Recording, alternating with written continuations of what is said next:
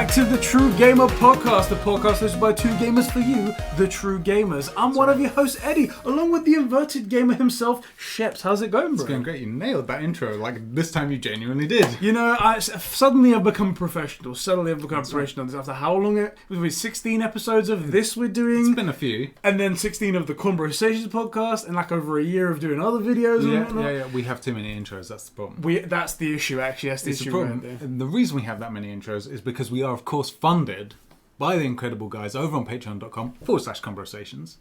Who do we have to thank? Just in a second, I'll tell you. In 1 second right now. Great. I mean, you know, it's... in fairness, I sprung this on you. You did it's spring only, it like on you me. said, only 16 episodes. I never know we have to do it. The Conversations thing. They are Diogo Dildo, Isak the Ultimate, Carol Tarivia, aka Catsper the Friendly Patron, Record Friction, Dan the Man, Jeremy Renner, Martin Scorsese's Master H-Bars12, and the real life superhero Night Scar. Thank you, bro, so much for keeping the lights, the mics on, and the gaming going here at Combrolations. That's right. And I did see on Twitter we got confirmation that H-Bars12 is acceptable. Yeah, he was like, it's totally fine. You can say that, Eddie, because you're amazing. Yeah. Anything like that. But if Shep says it, then I'm going to cancel the whole show. That's what he said right there. Yeah. But yeah, I'm glad we got confirmation on that. And also, glad all of the guys who subscribed to us and supported us on Patreon all those months ago at the half birthday of Conversations got their t-shirts. Not everybody's got them yet. There's still some guys in America and Canada. Yeah, there's some delivery stuff, yeah. Yeah, and what's it called again? Ashton, all the way over there in bloody made-up land in... I don't know where the hell that's place, called. the ice wall. Yeah, something like that, right? That guy right there, he still has to get his one. Yeah. But it should be coming soon, so look out for that. And also, they found out that the reason why one of the delays happened was because I was getting them the goodies. The little Conversation Cyberpunk sticker right there. We teased those stickers, and the one time we're counting on you guys to nerd it up and look for this stuff is the one time no one caught it. You literally had that thing and you were like putting it in shot on purpose. I'm like, hey guys, if you're like, here, let me just check. If you're on the audio version, I'm sticking the laptop in the camera. I'm like, hey guys, look right here. I tweeted out a picture of the gaming rig, which again funded by incredible guys, our Combro patrons. I forgot it. Oh, goddamn. We got our sticker. Ooh, crap. It's over there. And so yeah, goodies as well. We included goodies. We did a Phil Spencer with the Xbox Series S. He's got it in the back of his. That's right. The last video he did, he had it in the back of the shot. To be fair, he had it sideways. It just looked like a white book. It could have been anything. It could have been a DVD player. It could have been a radio. What would have been baller is if he put it front facing where you could see the circle black thing, and then people might have possibly gone, what is that? I don't know. Yeah. But the side of it is just white. Why would anyone think that was an Xbox when it's slapped in the middle of a bookshelf, not plugged in near a TV? No one's going to be like, oh, hey, I think that might be suspicious. This might be an Xbox here. Right. It just doesn't make any sense. It just doesn't make any sense. No, not at all. How are you anyway before you get to that? Yeah? How are you? I'm actually quite good. Obviously, I've lost a little bit more sleep because of Isla. She's okay. Everything's fine. She's not as bad as everyone's saying, but it's starting to compound. Yes. Like, I was okay in the beginning. You feel me. He's like the king of no sleep. It was okay in the beginning where I was like, do you know what? A bit of sleep lost there. Because you built up your sleep. You're like, whoa, that was a whistly S. Yeah, sleep. Great for the podcast listeners. Yeah, that's right. Sorry, audio guys. Like, you built up your sleep, so you're okay. So a couple of nights of like 5 hours instead of 8. You're tired, but it's not a big deal. Yeah. But keep adding and adding and adding. That it's deficit like that builds up. Exponential curve, innit? Yeah. I guess up. And sometimes I'm just like, I don't have the energy for today. Like, I haven't been to the gym in a while, and I don't have the energy to go to the gym now. I mean, I expend it all here for you guys for great content and stuff like that. That's right. And obviously our private time in the back as well. Yeah, of course. It goes without saying. Yeah, exactly. We are, by the way, before we get too far into it, on the True Gamer podcast. We are. Which was made possible by all the bros on patreon.com/conversations, our Combro patrons at the $5 tier, the True Gamer tier, who specifically made this happen. Yes, that's right. So, just a quick shout out to you guys. Shout out to you guys. There's Jeremy Horde, Daniel Mad, Record Friction, Diogo, Isak Manny, Dan, Real Cinema, Carol Tarivia, aka Catsper Coral, La Di Da Di Da Slob on Minob. That's that song. You need to sing it in the tune. Is that actually a song? Yeah. What song is it? It's some TikTok thing. But it literally is la-di-da-di-da, slabomina. Like, I can't sing, I'm not going to do it. I've not heard that. I've not been on TikTok enough to know about that. Ashton, clearly a TikTok madness, right? Chris Williams, Max H, Benedict Clobbers, Adam Sunling, Batfan, Fishy, new patron, I-Turds. Thank you very much right there. And the swan swam over the sea, swim. Swan! It's Swan! It's swim, swan, swim! I said swan again, didn't I? Oh! The thing is, I think my brain is... I've said this on Twitter. I'm so bad. We're going to talk about that in a little bit. Let me start this again. The swan swam over the sea, swim, swan, swim. The swan swam back again, well swum, swan. Good there enough. We go. We got it there, guys. We got it there. Luckily, he hasn't changed it, but...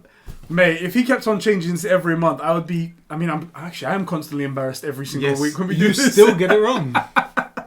Oh, God. But thank you, guys, because you made this particular podcast. You specifically moved your pledges to this or above, made it happen. Yes. You bullied us, basically, with your wallets. We're like, here you go, throw money at them. We're like, fuck you guys. You guys are going to do what I say. You dance. Dance like a monkey. Dance. That's right. Speaking of the reading things incorrectly and typos and things like that, I've gotten so much worse on Twitter. Yeah. I've never been known for having perfect sentences because I always have a typo or an autocorrect that I just miss something. But it's gone exponentially worse. Yeah. I think it's to do with the sleep deprivation. Yeah. But even now I've noticed it. I'm like, okay, I turned on autocorrect because people were saying, I spelt things wrong. I was like, maybe that will save me. Nope, didn't save me at all. Then I'm like... it just doesn't know a word. You want to use a name, you're like Bob, and it turns it to like swans. Something like that, right? Yeah. Something completely different. And then I was like, okay, I'm going to proofread everything. I go to proofread, and I think my brain now sees words and goes... my brain knows what that means. I know what you mean to say. And then green lights it. And then it's like, yeah, that's fine. That's completely right. Everything in there is cool. Yeah. And then I send it out. Even the one tweet that I put out, I was like, okay, guys, dead serious. What can I do to stop being so retarded? What can I do? Sorry, R word. We can't say the R word, unfortunately. It offends too many people. I was like, but what are you doing so much to be so R worded? Like, what can I do? Can I do this? Can I do that? Someone help me? Yeah. Everyone just like, you've got a spelling mistake in the question asking to help for your spelling mistake. The best thing is, you did a tweet and it had like one spelling error in, but it was in a key place. I responded to you calling you out, had like 5 errors in it because also same issue with the sleep, also no time, also in a rush, and I'm just like, you're a freaking idiot. And no one called you out on anything, but they called me out, and I'm just like, I love it. I love it. It's like when you're sat next to a naughty kid and they speak and you get sent out of the classroom. And Dylan! It's like, it wasn't me. It wasn't me. Fucking miss. It was. I don't want to hear anything from you. God damn it. 100%. Oh boy. Anyway, bro, today is the True Gamer podcast. Yes, for those of you guys that are listening over on podcast services, we also do a video version of this at youtube.com/combroplations. Great stuff right there. I will say, this is kind of a visual show. We do a lot of visual gags, don't we? Yeah, we do. A lot of our stuff is like in person. Don't get me wrong, we're still not funny. Yeah, we're not. It doesn't add anything to us. No, but it is kind of a visual show. So if you're in the mood to, like, I guess I'm air quoting for the losers only listening, you virgins, air quoting. If you wanted to watch, but so do I. We're literally talking about it today. We're like, oh great, we've got so many people. I'm not going to admit it to them. Just cut this out. It is a visual show, so if you wanted to like watch a podcast, this is a good one to do that for because, well, we're kind of animated people, right? I'm just going to go a bit hands all over the shop. Hopefully, if we remember, we can add it in like an anime ting, you know, like a sound effect or a yeah or something like that. Yeah, anime. Do you want to do the power pose and I put power behind you? Yeah, power. There you go. Oh my god. When's MHA season 4?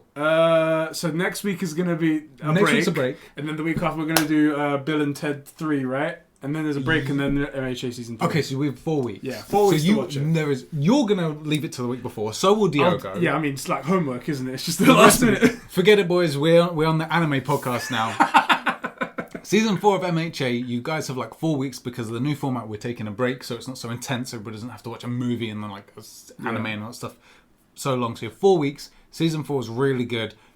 It gets a bit slow in the end, fair warning. You know how, not anywhere near like the beginning of Season 1. Right. But it slows down and the pacing gets a bit strange. It's probably not so bad if you're not waiting weekly, which I was when I first watched it, because I'm watching it when it airs.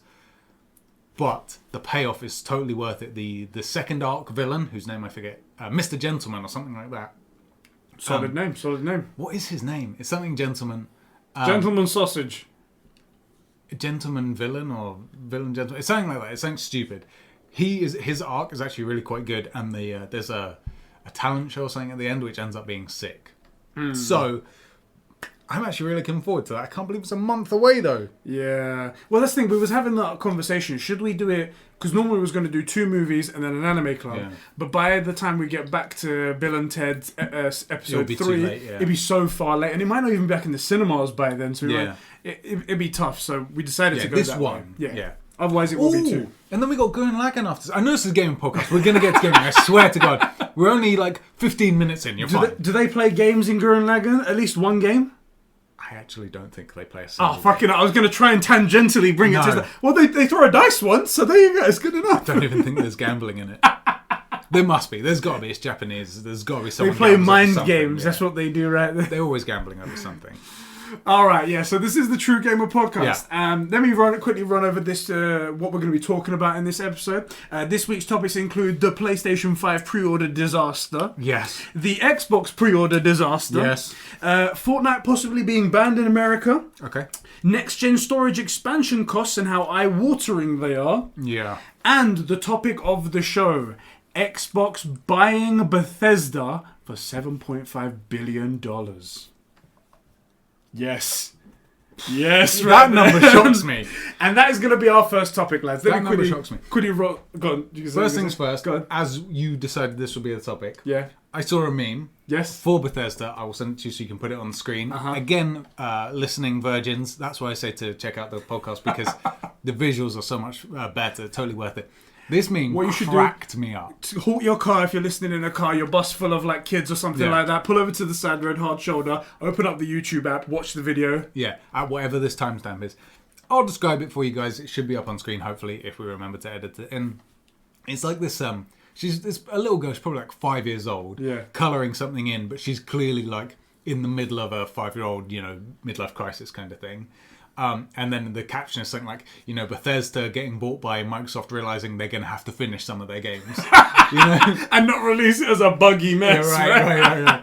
It cracked me up. It's so funny and it's so true. Oh, that's going to be so funny. Okay. So, Microsoft purchased the parent company of Bethesda, which is ZeniMax, for $7.5 billion, and now own Bethesda, and their games are most likely going to be exclusive to the Xbox for some of them anyway, not all of them. That's a good move. Maybe they should have done that before the release of next gen, so there'd be something to play on their console. But never mind. I mean, he's better late than never, they say, right, guys, right, guys.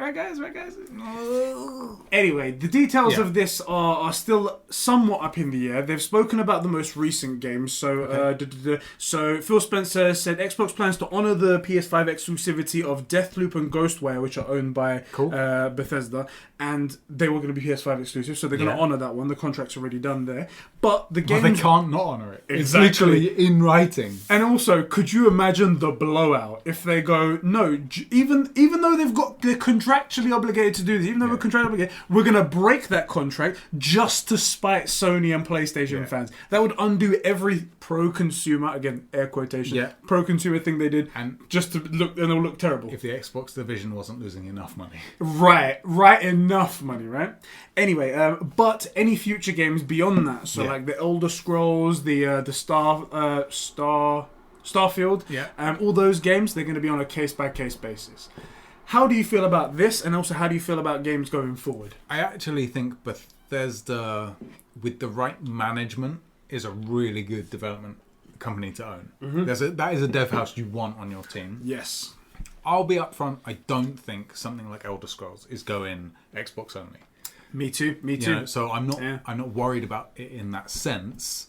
And I think that would actually be a bad, at this stage, without knowing what the actual Xbox numbers are, I think that would be a bad move. I assume Xbox is going to do, about what it does this year because of the Series S Yeah. being, so in terms of units, about a third as many Xboxes will be sold as PlayStation 5s. That's my guesstimate.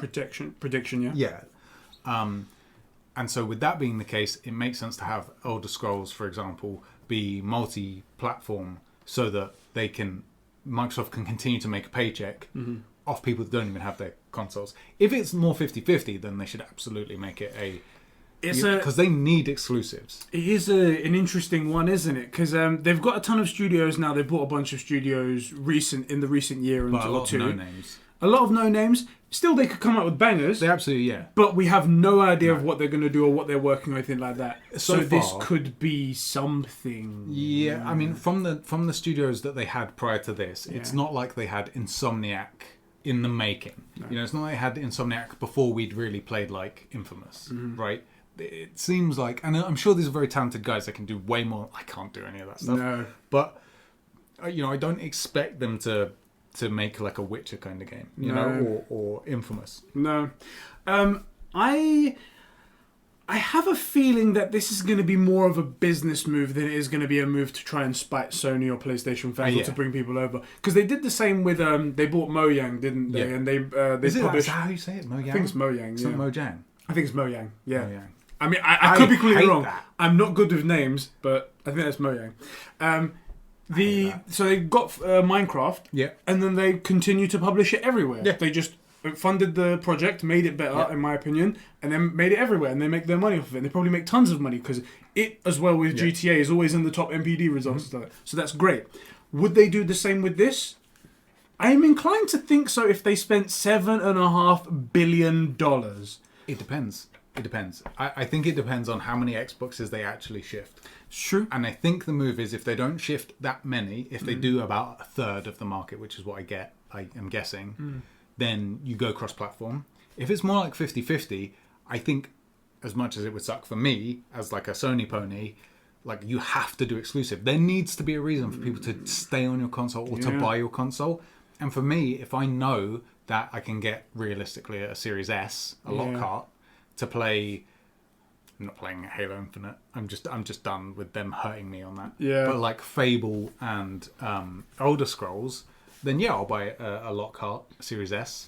But Sheps, exclusive games is anti-consumer, as Phil Spencer says. There's no, they're anti-consumer. Well, Phil, look at what you've done, right? If you'd have come to us and said, what should we be doing? Well, we would have told you, and you've done everything that we would have told you not to do. Yeah. And I know you're watching, Phil. Of course you're watching. Of course he's watching. Thank you for liking, obviously subscribing if you're new. I know you're not new, Phil, but anybody that's new that's finding us now. Anyone else, exactly. Right. And then heading down to the description, the Discord, link there, greatest place on the internet, like legit. Yeah, it's a weird one. The thing is that I don't think it works. I don't think they make the money back if they go exclusive, because all of their exclusive games are coming day and date with Game Pass. I'm with you. So if it was exclusive by itself, there's a chance that if you said like if they're 50-50 in terms of consoles sold out there, then maybe they can make their money back selling for $60 or $70 per one. Yeah. But the fact that it's on Game Pass reduces the amount of money they're going to get so drastically. They can't make the money back for this purchase that they made. I think they should change. But Microsoft don't need it. Microsoft will throw money away for nothing. But that's a different conversation, isn't it? Microsoft don't need. They can afford $7 billion to own a development house. Xbox can't. Which it's owned by Microsoft. It seems to it's translate. A division. Right? It seems to translate though. I mean, they're putting all this money into Game Pass, which we don't know how fruitful it is. I mean, I think based on how much marketing we see for it, I think it easily makes its money back. I think it's a big earner. I think it's a big earner, but I think that the amount it costs to get games onto it, or how much money they lose in terms of development for their own exclusive games, I think it's close. I don't think it's but I think the cost is on the back end. I think the cost is what we've been talking about, is people not getting the console because they know they can play it on their PlayStation, which is their Xbox. I'm sorry, which is why I think, and Game Pass users are going to hate this if it goes in. Yeah. But I don't think Game Pass is very pro-consumer, because it's killing off the console that it has by it's being too nice. Yeah. And what I think they should do is sort of what PlayStation does, which is something that's on Game Pass needs to be Xbox exclusive for a year. Yeah. And then comes to Game Pass.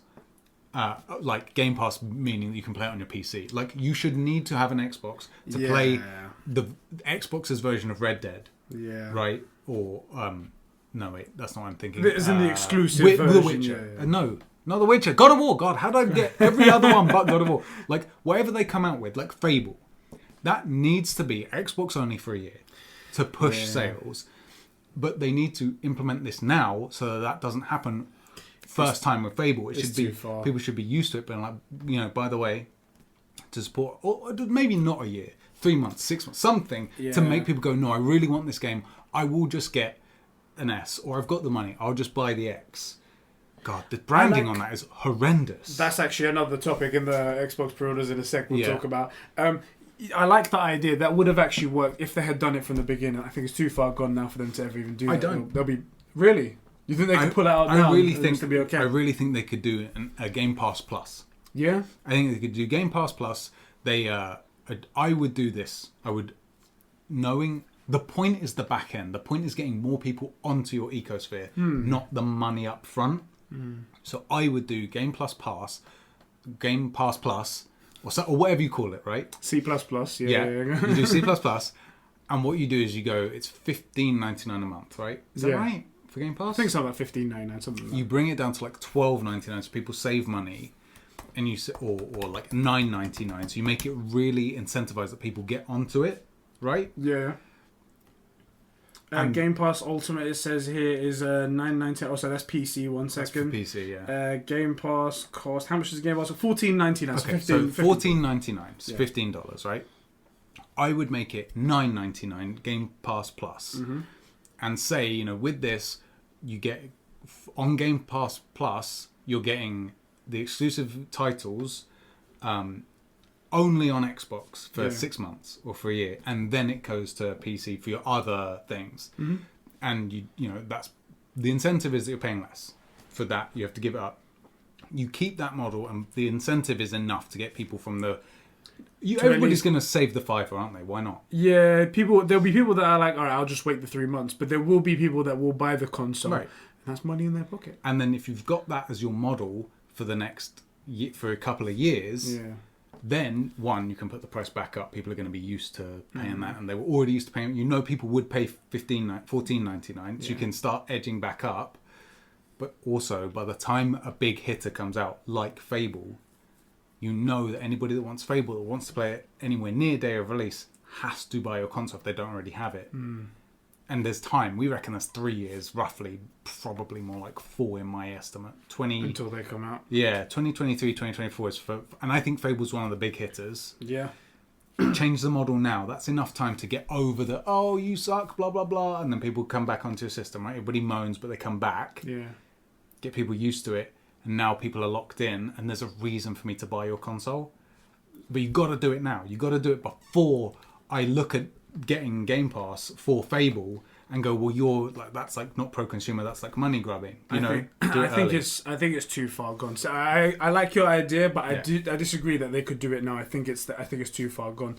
That's why we cut the fee though. So that's the balance, Yeah, we're giving you even more stuff. We put even more titles on there, and we're bringing it down to $9.99. You get exclusive for 6 months. I guess so. Then it'll be a lot easier. It might be a bit of a mixed messaging, but then again, Microsoft are all about mixed messaging and naming things and shit like that. Like you said, it doesn't seem like the Xbox division really has to balance its books.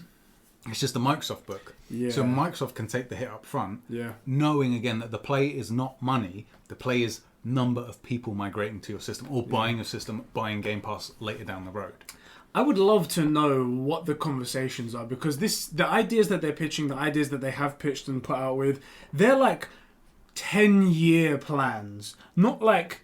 All right. What is the Microsoft 10-year plan? Come on, man. For the Xbox. For the Xbox, it seems like it was. So they got Phil Spencer on. What year was it? Like year 1 or year 2? Yeah. And then they said, okay, I've got this plan. We're going to do this. We're going to do that. And it's only showing possibly like it could pay off 3 years into the next Xbox's life cycle. So that's 10 years right there. How can you say, bear with me with the losses and the bad PR and everything for 10 years? Yeah.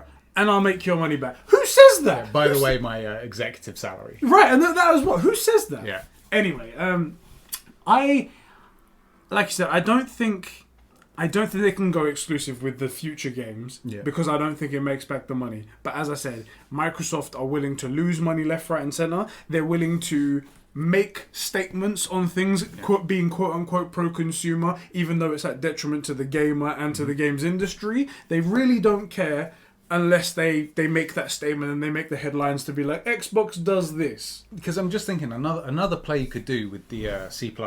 Yes.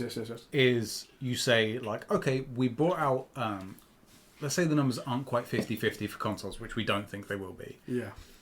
But you have, you bring out Elder Scrolls. But the DLC, similar to a lot of the PlayStation deals and previous deals, you say, look, Elder Scrolls DLC is for everybody. But this is owned by Microsoft, 3-month exclusive. Yeah. On the Xbox. So all the Elder Scrolls people that aren't on Xbox get to watch all the best streamers who have every console and a PC. Do you know what I mean? And that you need reasons for people to be on your console. And pro consumer doesn't mean pro gamer. No. It means pro your customer. Yeah. Right? And what serves your customer best? Look, it's on an airplane. Yeah. When they say when the masks are done, that you put your mask on first and then help other people. Yeah. Because if you help someone and then you pass out, that's no use. No use. Now someone has to help you, or maybe you didn't finish helping the person you were supposed to help, right? You don't ask a drowning person to save themselves or save another drowning person. Yeah. You stop them drowning, then they can save people. Yeah. And I feel like Microsoft needs to look after... Well, I feel like Xbox needs to look after the Xbox gamers. And by that I mean give them reasons to stay, give new gamers reasons to come in, right? And that means shifting units and making stuff so that not everyone can get it. That's the question I want to ask you. Yeah. Does this acquisition move the needle at all for you or for other PlayStation players? I don't know. Not at all. I don't think so either. Not at all. Don't get me wrong, there's definitely the question of, and obviously Twitter took to storm straight away and were like, oh my god, what if Xbox make the next Doom exclusive to Xbox, or the next Elder Scrolls or Starfield? Don't see it. Don't see it happening. I don't see it happening, but also, I don't think it's enough. I don't PlayStation think it's enough. have got a big enough library and a big enough proven library to say, these are going to be great and I'm going to have a great time. I don't think that this is enough for me to go, do you know what? Let me get an Xbox now. I love Doom. Instead of PlayStation especially. I loved Doom. Doom 2016 and Doom Eternal. Nirok wrote in to talked about this question. You guys talk about this. And also on Twitter, he was like, if they fucking touch Doom, because he's such a big Doom guy. If fucking touch Doom, I swear to God. First things first. Where we will have real problems is if they actually get involved at all in the making of Doom. You put it wherever you like. You own the company, right? Yeah. Don't fricking touch anything. They have the master recipe. They have the cheat code to making amazing games. Don't touch it, Microsoft. Leave it. But what if I had a little bit of salt in there? Cage your suits. Cage your suits. Don't let them touch shit. Let them get on with their stuff. But I loved Doom Eternal. I loved Doom 2016. I really enjoy Fallout. I really enjoy Elder Scrolls, even though I've never finished Skyrim. Yeah. Those three games combined aren't God of War. Yeah. Those three games combined aren't The Last of Us 1 and 2. I don't think there's anything on here that can No, I think Doom stands up to Ghost of Tsushima. As much as I really love Ghost of Tsushima. I think they're quite comparable. It's a good comparison. They're very different games, but in terms of like where I'd rank them, dead heat. Yeah. Dead heat. Yeah. Maybe I'd give it to Doom. Yeah. It's a totally different kind of game, and I absolutely love Ghost of Tsushima, but they're both Doom's so good, murdering those demons. My point is that it like you said, it isn't enough. And like, okay, let's say they do keep it exclusive. Well, if they keep the current Game Pass model, it's not exclusive because now we have this bad boy. Exactly, you can play it on PC, and that means you and me pay $7.99 each, and we just jam the game. Not even each, it's $7.99 for one subscription. Oh, never mind then. So it's $3.50 each, or something like that, £4 each, and we get to play all this, and we'll play all of it on this thing. Yeah. And what's the reason to buy an Xbox? Right, and you think this isn't Netflix? I'm not going to forget about this one. As soon as I'm done those games, that bitch is getting cancelled, right? Netflix I keep in case I want to watch something on a spur of the moment. I don't want to have to go through re-upping it. Yeah. I'm not doing that for Game Pass. I don't have an Xbox. I have no reason to stay on your ecosphere. Let me ask you a question that you kind of touched on. Yeah.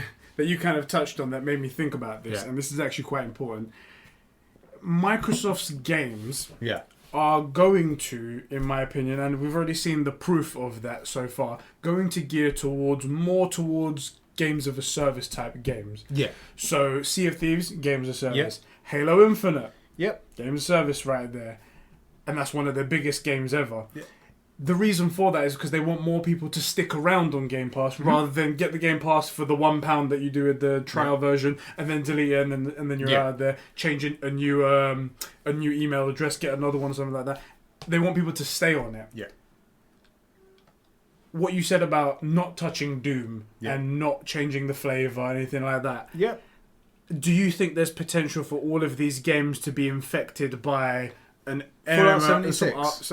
Exactly. And that's Suits. Yeah. Do you think that any of these have the potential to get infected because of They'll that? absolutely ruin Elder Scrolls if they get the chance to put in the base builder stuff, which I know a lot of people love. Yeah. But the reason I don't like it, apart from not finding it fun, which is it's a personal thing, right? Yeah. Some people don't like FPS games. Cool. The reason I don't like it is its entire purpose is to push in-game transactions, which again I have no problem with microtransactions. I think Fortnite does it brilliantly. Yeah. But that's exactly the way that microtransactions are poor, which is the building stuff and the freemium type stuff, right? Yeah. And they'll absolutely do it with Doom. The problem is, will they do it correct? Because the best way to do it is paying to unlock like armors and skins and stuff. That's the right way to do it. But what they will do, if they let the suits touch it, is you need to pay to unlock certain bits of story. Pay to unlock the big shotgun or something like that. Right, or to unlock it the early. BFG. And then it's like, wait, if I can unlock it early, when is the canon position for me to have access to this gun? Yes. Am I intended by the developers to have the super shotgun from level 1, but it's behind a paywall? Because if that's the case, I do not like it. Yeah. But then there's a problem with, if I'm not intended to have it and can get it early, does it mess with balancing of the game? Like, Doom's one you shouldn't touch. I have a suspicion that there will be some of these. Of course they will. It will be fucked up. They'll ruin it. They'll ruin it. Because as well, like I said, and that feeds into the idea that I had about Xbox Game Pass, because it's a subscription and because it's a low price for people to pay in. I think that they can't put too much investment into a game unless they know they're going to get it some way in the future, i.e. microtransactions. Yeah. So then if they make a game the way they want to make it, then there has to be microtransactions eventually, or in a way, or has to be a games of service game where it hooks people to stay in for longer to at least get the second month or the third month or something like that. Games as a service. One thing I'm worried about. We've called for Xbox for like 2.5 years. Like we've been saying we think it's going that way. And they started off in that area with Halo multiplayer. We was like, I thought they're going to be, and with the online service being so good, we was like, they're going to be the king of multiplayer games. Except they took a slight turn. They took a slight turn, and unopposed as well. Like PlayStation went straight for story, single player RPGs or campaigns or whatever. Beautiful narratives. They didn't even touch them in the multiplayer area, and Xbox just fell at the first hurdle. Yep. I don't know how that happened. The thing about it is that my guess, and I still think this might be the case, I need to see, forget the sales numbers, we need to see what the numbers are in after 2 or 3 years, because the life cycle is like about 6 or 7 years for a console, right? After 2 or 3 we'll have a good idea of where things are. This could be the last generation of Xbox, and I still believe that is on the cards. I hope not. Do you think it might be the last generation for consoles? No. No? No. I think the Switch is doing incredible. I think the PlayStation is doing incredible. Yeah. I think consoles are coming out. I think VR, PSVR 2 when? God, when? Give us when. Like VR for PCs, like I think consoles are still around. That's not the problem. The problem is going to be, I think this could be the last generation of Xbox. And the amount that they're pushing for games as a service suggests to me that they may have an idea of that, and we'll know. I reckon we'll know in 3 years' time. Yeah, I think so too. In 2024, 2023, 2024, we will be able to say with more accuracy, there won't be another Xbox. They're going completely service-based. Yeah. Just because they'll have a ton of studios under their belt making games. Absolutely. Maybe they just go to making games. I think that's what they're going to do.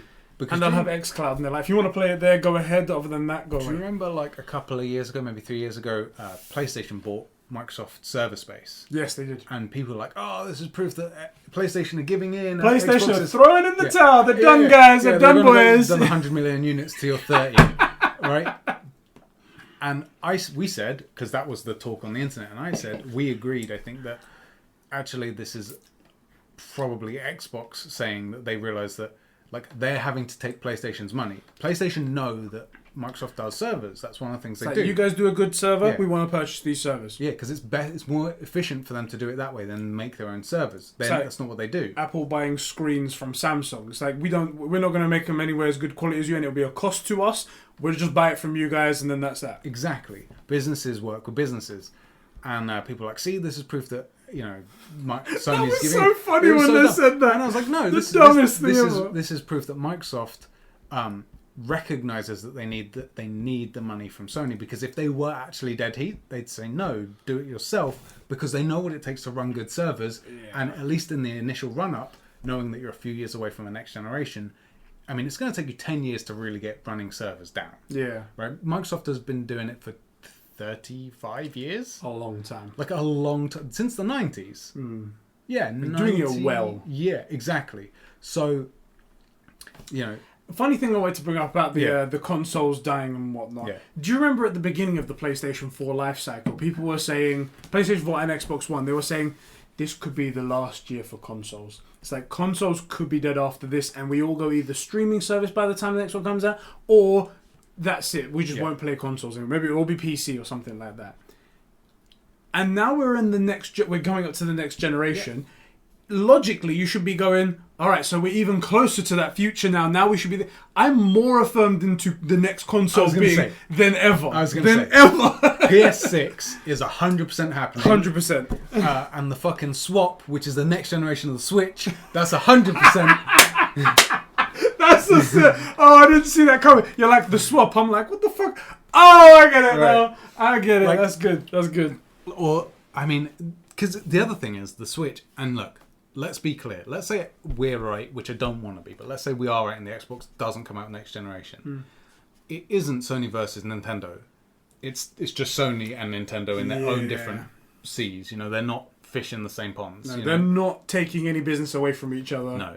There's always, you own a PlayStation, you own a Switch as well. You own an Xbox or you own a Switch. You own a PC, you own a Switch. It's one of those things. Exactly. You just do. Exactly. So I think consoles are going to be around. I actually really enjoy consoles, and I think Nintendo has the longest lived console master race here, bro. With the center of the console master race. Handheld gaming, which is different from mobile gaming. Yes. Handheld gaming, I think, is not going anywhere, for one, let alone like sitting down in your sofa gaming. But handheld gaming, which is technically a console, that's going nowhere. Nowhere.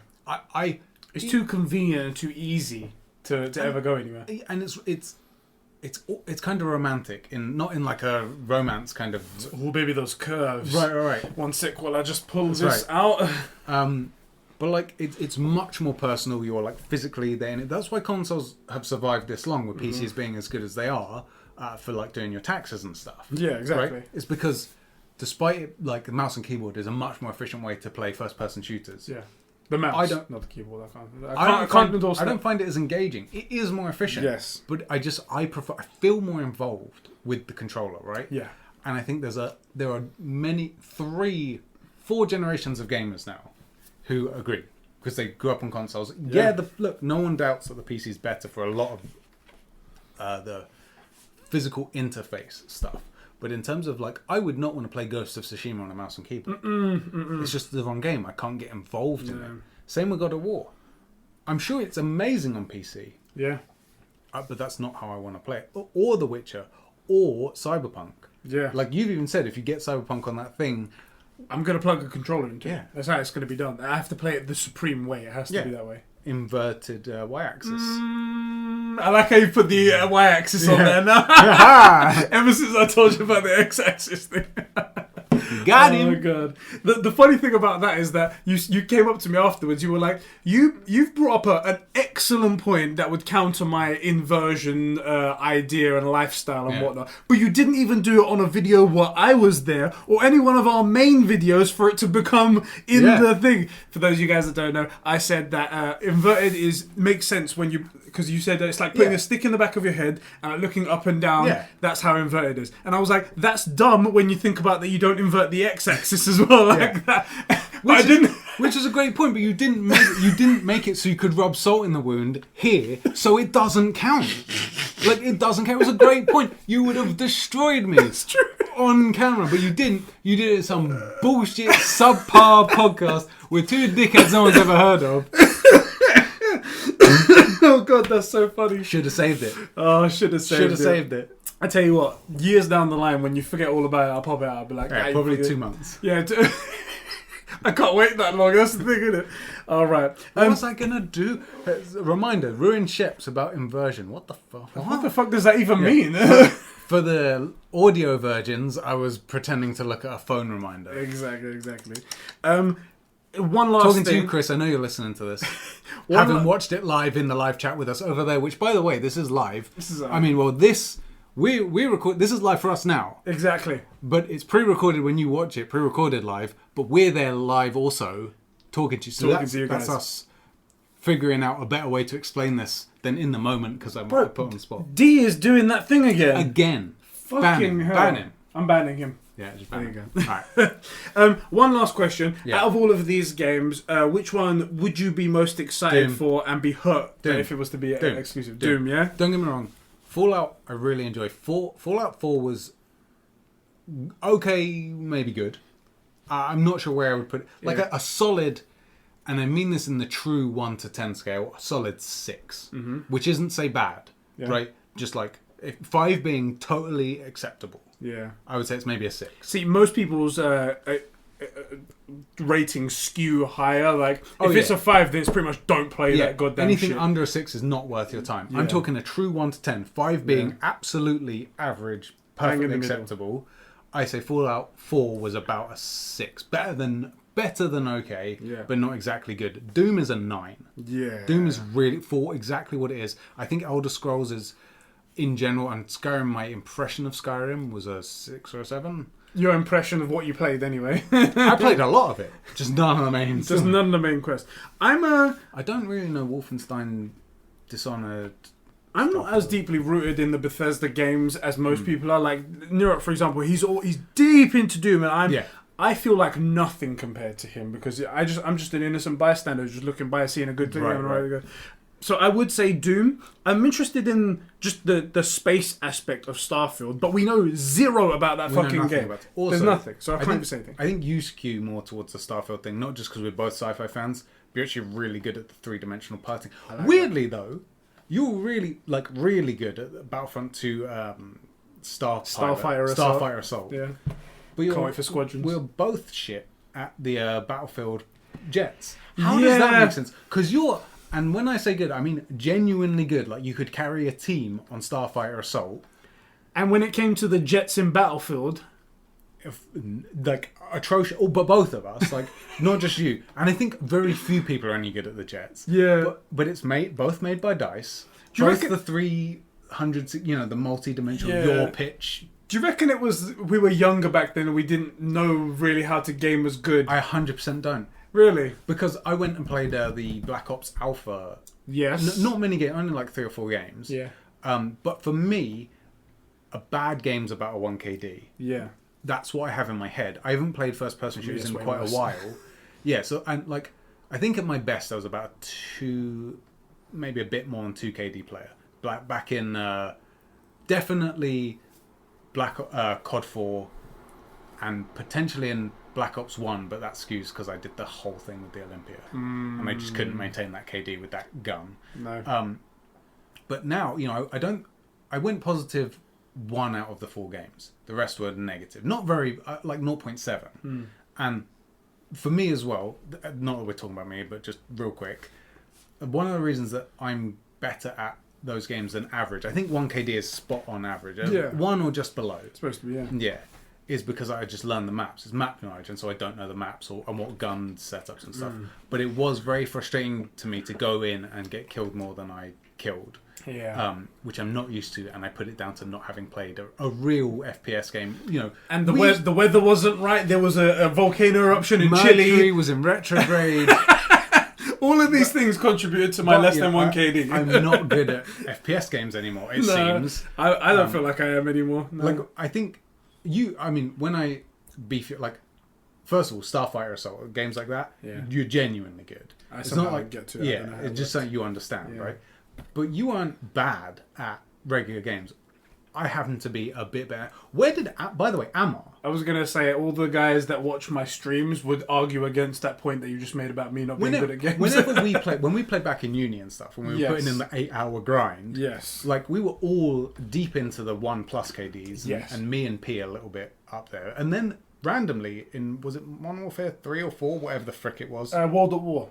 One of them. No, World War 2, sorry. World War 2. One of them, Amar just pops off. And he's like a 4KD player out of nowhere. Like, our friend Amar, full-time job, proper like executive type thing. He goes to an office and whatnot, manages a team of people, proper suit wanker. Yeah. And normally, mid to bottom of the table. That's how we've been since Modern Warfare 2. And then all of a sudden we get on and we're like, oh, how's it going? And see him at the top of the table, tens of get kills more than us. We're like, how did this... I'm on like 17 for 12. And we're like gaming YouTubers. Yeah, I'm on like 17 for 12 and he's going 30 and 5. And I'm like... And regularly... This isn't right. This isn't right. Where did this come from? Oh, boy. Yeah, we need to swap. Anyway, so Xbox bought Bethesda. Could be interesting. Again, they're doing... Again, I don't think this is pro-consumer. I think this is adding... when you add sugar to something to make it sweet? If you just keep adding sugar, it doesn't make a better cake. Yeah. It gets too sweet. Yeah. I think that's what they're doing.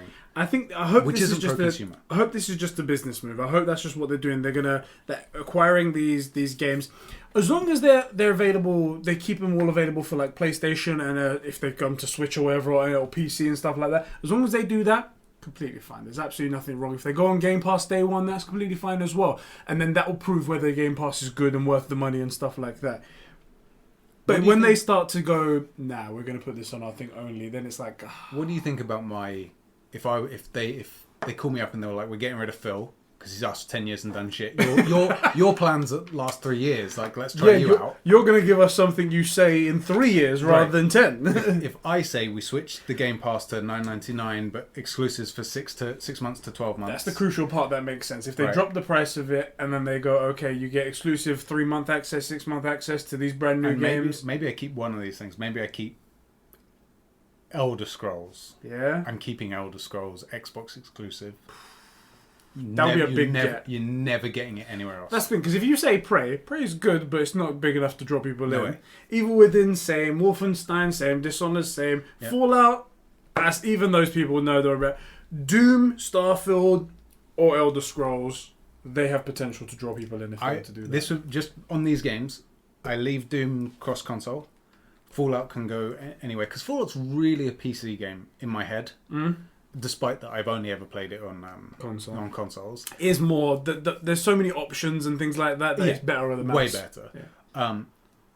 And then I would keep Starfield and Elder Scrolls 100%. I don't mean Game Pass. You can get it on the PC. I mean the only way to play Elder Scrolls, at least for a year, is that minimum a year. All right. But so assuming that. Or assuming a 50-50 console split, do you still think they should make... Like, I think Doom needs to be. Like, that. I just don't see I don't think they can do one or the other. I think it'd be too muddy and it would be too much of a conversation. Are they pro-consumer? Are they not? I think they want to go the safe route because they can't... While they have got a lot of attention now, they can't risk it. Pro-consumer... Consume my content and buy an Xbox. Exactly. If it was me, because I would do that. And people, you're not pro-consumer, and then I'd do the sponge. You're not pro-consumer. Like that's how I would do it. But do you think that would be a really bad?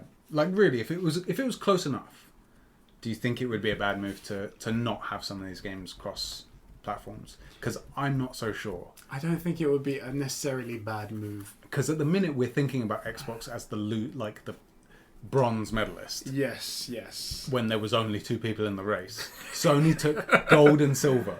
Yeah. You know, and 4th. Like, they were right behind Xbox. Xbox They're catching up on them. Yeah, You know, if they're closer than that, if they're actually in the running, you know, because that's the thing we don't know. Yeah. And I also don't think we'll know for a few years, because we need to see what the long tail numbers are, because the generation continues to sell like up until the year before. Yeah. Right? At full retail. So Let's move on to our next topic, bro, if you don't mind. Our next topic is going to be about the PlayStation 5 pre-order disaster. yes. So, PlayStation did their big showcase where they showed off the price of the console. Absolutely incredible event. Great event. It was so cool. There was a lot of really cool announcements. Got to see some gameplay. Got the price of the console. And then we got the information via a tweet from Jeff Keighley. And it didn't even seem like they went, Jeff, could you announce this for us? It was more like Jeff was like, so I hear they're going to do the pre-orders tomorrow, everyone. Get ready.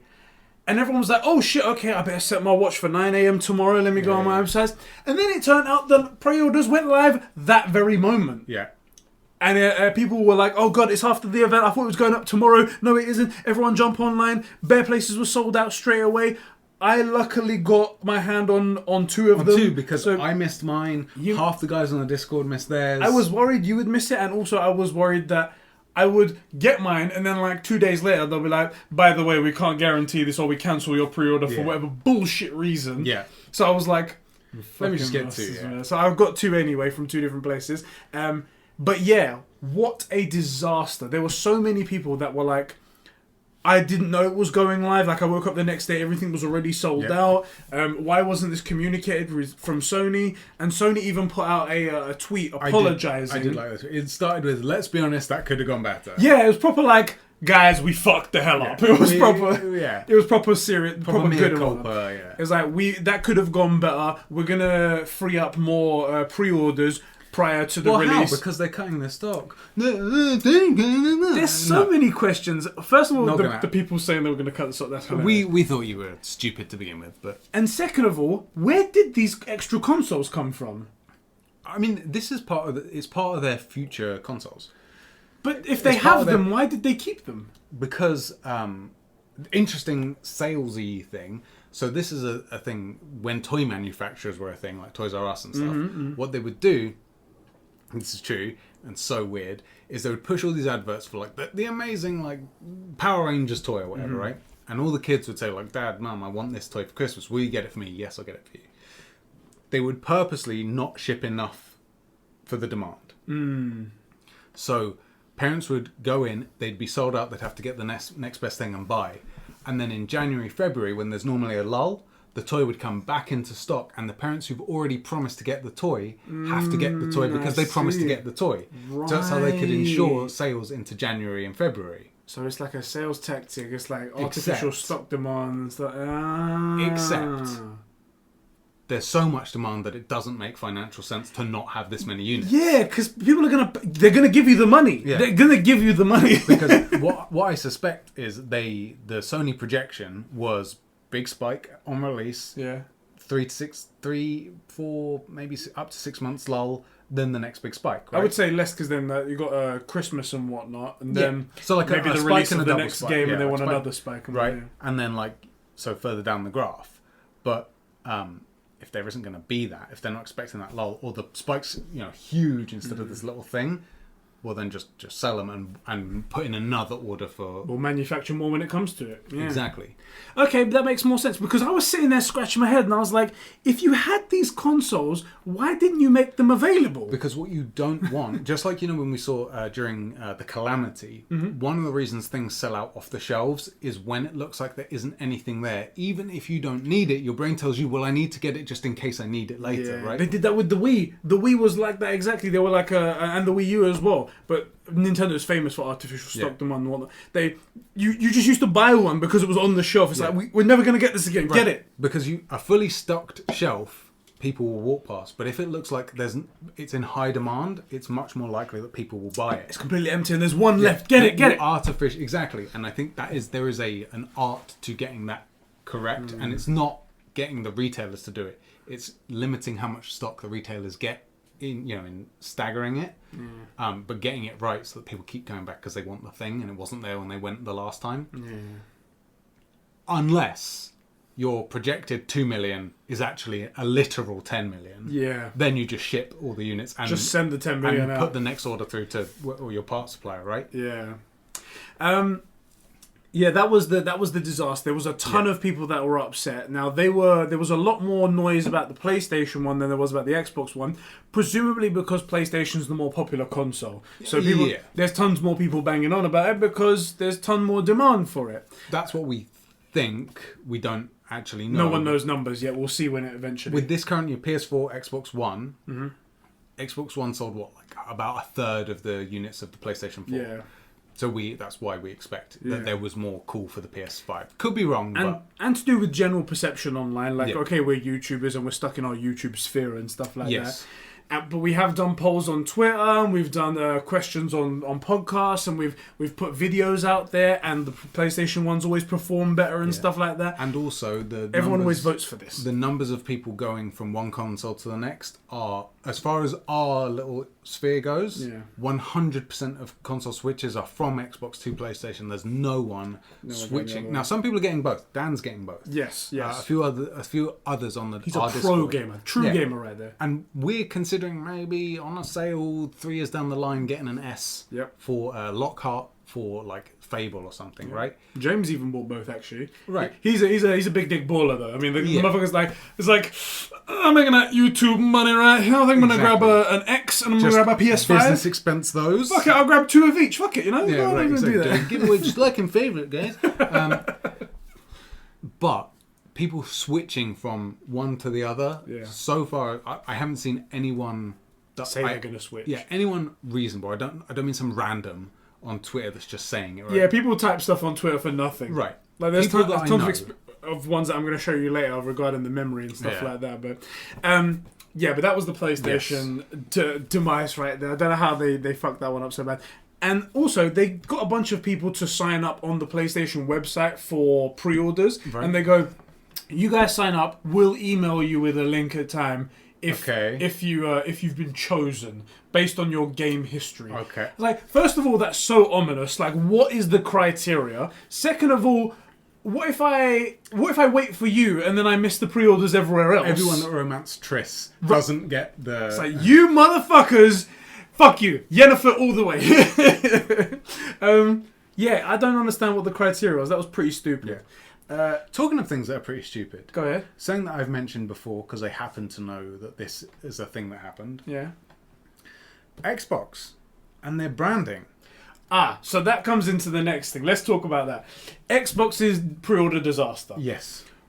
First things first that we're going to mention, because there is other thing afterwards. The branding, as you said, was awful, and we've said it on every episode almost until then. We've got the Xbox One, we've got the Xbox One S, we've got the Xbox One X, we've got the Xbox Series S, we've got the Xbox Series X, we've got the original Xbox, we've got Xbox 360. There's too many X's and S's and S's and too much. Yeah, the Xbox 358/2, the Xbox re-recorded, And they're awful with names that we fuck it up all the time. Yeah. All the time. So what happened was everybody, when the pre-orders went live for the Xbox, went on all these places like Amazon, Elgos, everything like that to buy it. Yeah. And Amazon saw a huge spike in the Xbox console being sold. And I mean the Xbox Series X being sold. The Xbox One X. Oh, One X. See? But guess what Amazon's also going to record? A record number of returns. I ordered this by mistake. Exactly. So there was a 747% increase in sales for the Xbox One X. Clearly people mistakenly thinking that this is this Xbox Series X. And that is exact proof of what we said was the reason they're bringing out the Lockhart. Yeah. Which is that little Timmy tells Grandma that he wants the Xbox. And she goes in and asks for the Xbox, the new one. Yeah. And is presented with this thing, and not knowing any different, gets the S because it's like $100 cheaper. Almost $200 cheaper. And this is a discontinued model now, so the price of it probably was amazing. In fact, let me click on it because there's a link right here. Also, I love that guy used his affiliate link. I mean, Wario64, that's the only way he makes his money, right? Talking about affiliate links, just so you know, we do have an Amazon affiliate link, which we've probably forgotten to put in the description, but I will probably live put it in there. But if you did want to support the channel by buying basically you can buy anything you were already going to buy on Amazon anyway, and we get a tiny little kickback if you use the link that's probably in the description now. You click that, anything you buy within 24 hours, we get a small... Basically, the way they look at it is we help them get the sale. You can support us by doing your normal daily stuff. Yeah. So $294. For a Xbox One. Xbox One X.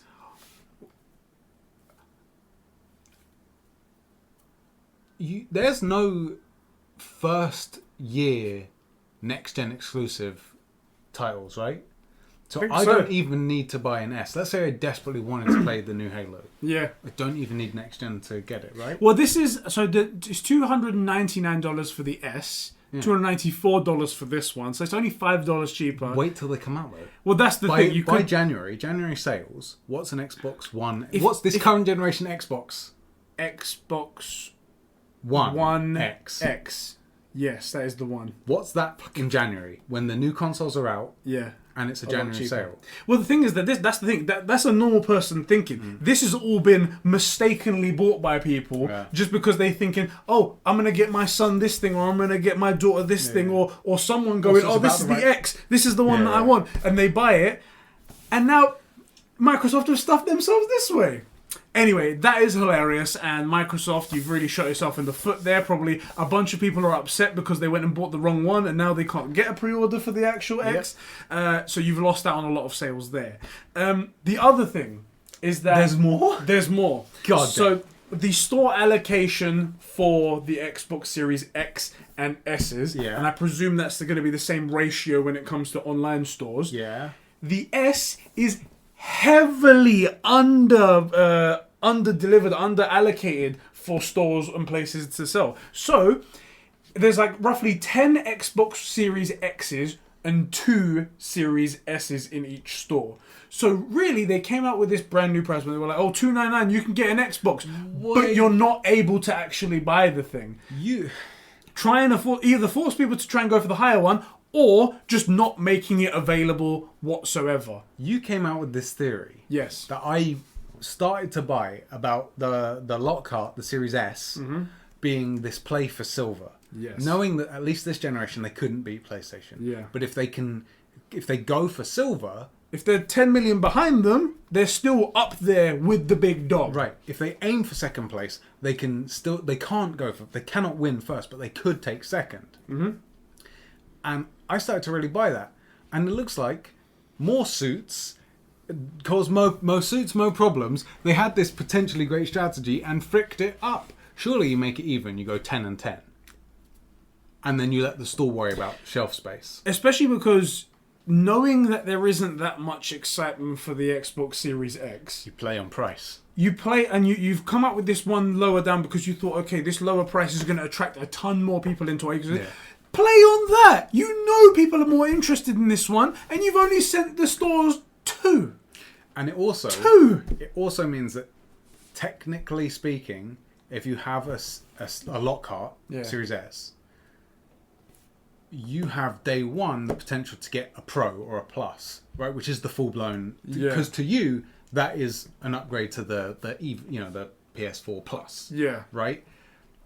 So 6 months down the line, when they're starting to come up with next-gen only things, and you're seeing your favourite streamers and YouTubers on the X, you upgrade, like, guys. Exactly. Oh boy, it's all just madness, and that's Xbox's pre-order madness right there. A lot of people were disappointed. A lot of people online saying I wanted to get the Xbox One S, Xbox Series S, sorry, and they couldn't get that one. It's all just a massive kerfuffle. Everyone is fucking up on both sides. But what the really stupid thing is, and this is just a little dumb thing. Don't take too much into it. PlayStation, when they messed up their pre-orders, they were like, okay, that could have gone smoother. Yeah. We messed that one up, but we're going to sort it out by giving you guys more pre-orders. We're going to sort this out. Register your interest here. Xbox come out and go, we've received record number of Xbox demand pre-orders and whatnot. Yeah. Thank you so much for your support, while everyone's being disappointed on the side. Yeah. I saw a bit of a contrast there for I you. saw a tweet actually by Xbox. Someone had tweeted them about how they were going to switch to PlayStation, and the Xbox official Twitter account, whoever's managing it, said, "Well, look, to be fair, it's a really good console." Blah blah. And I saw this comment saying, "Oh, look at Xbox being like so pro-consumer and pro-gamer and happy for other people." That's not pro-consumer, right?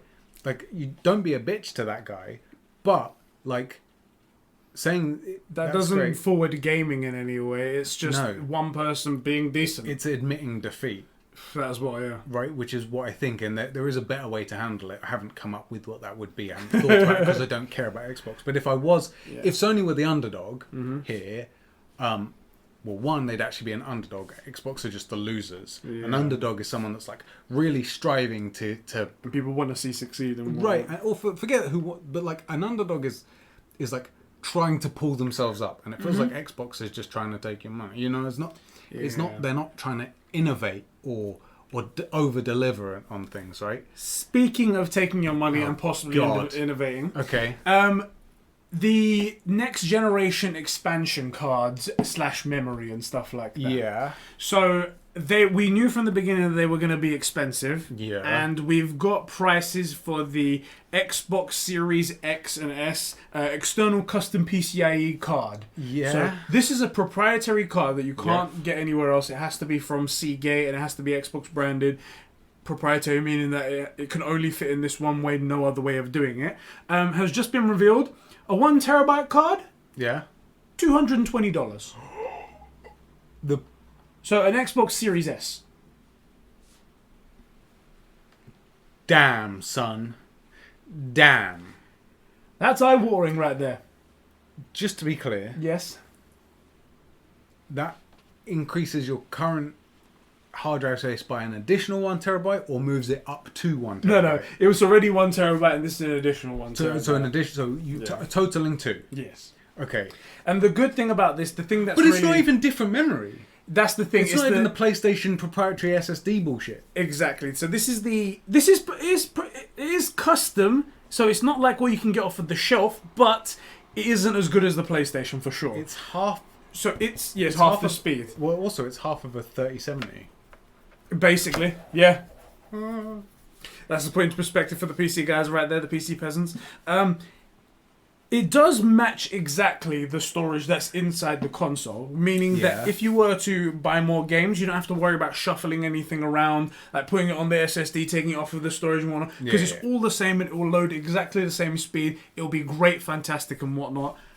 But that is one hefty fucking price tag right there. Something I want to know.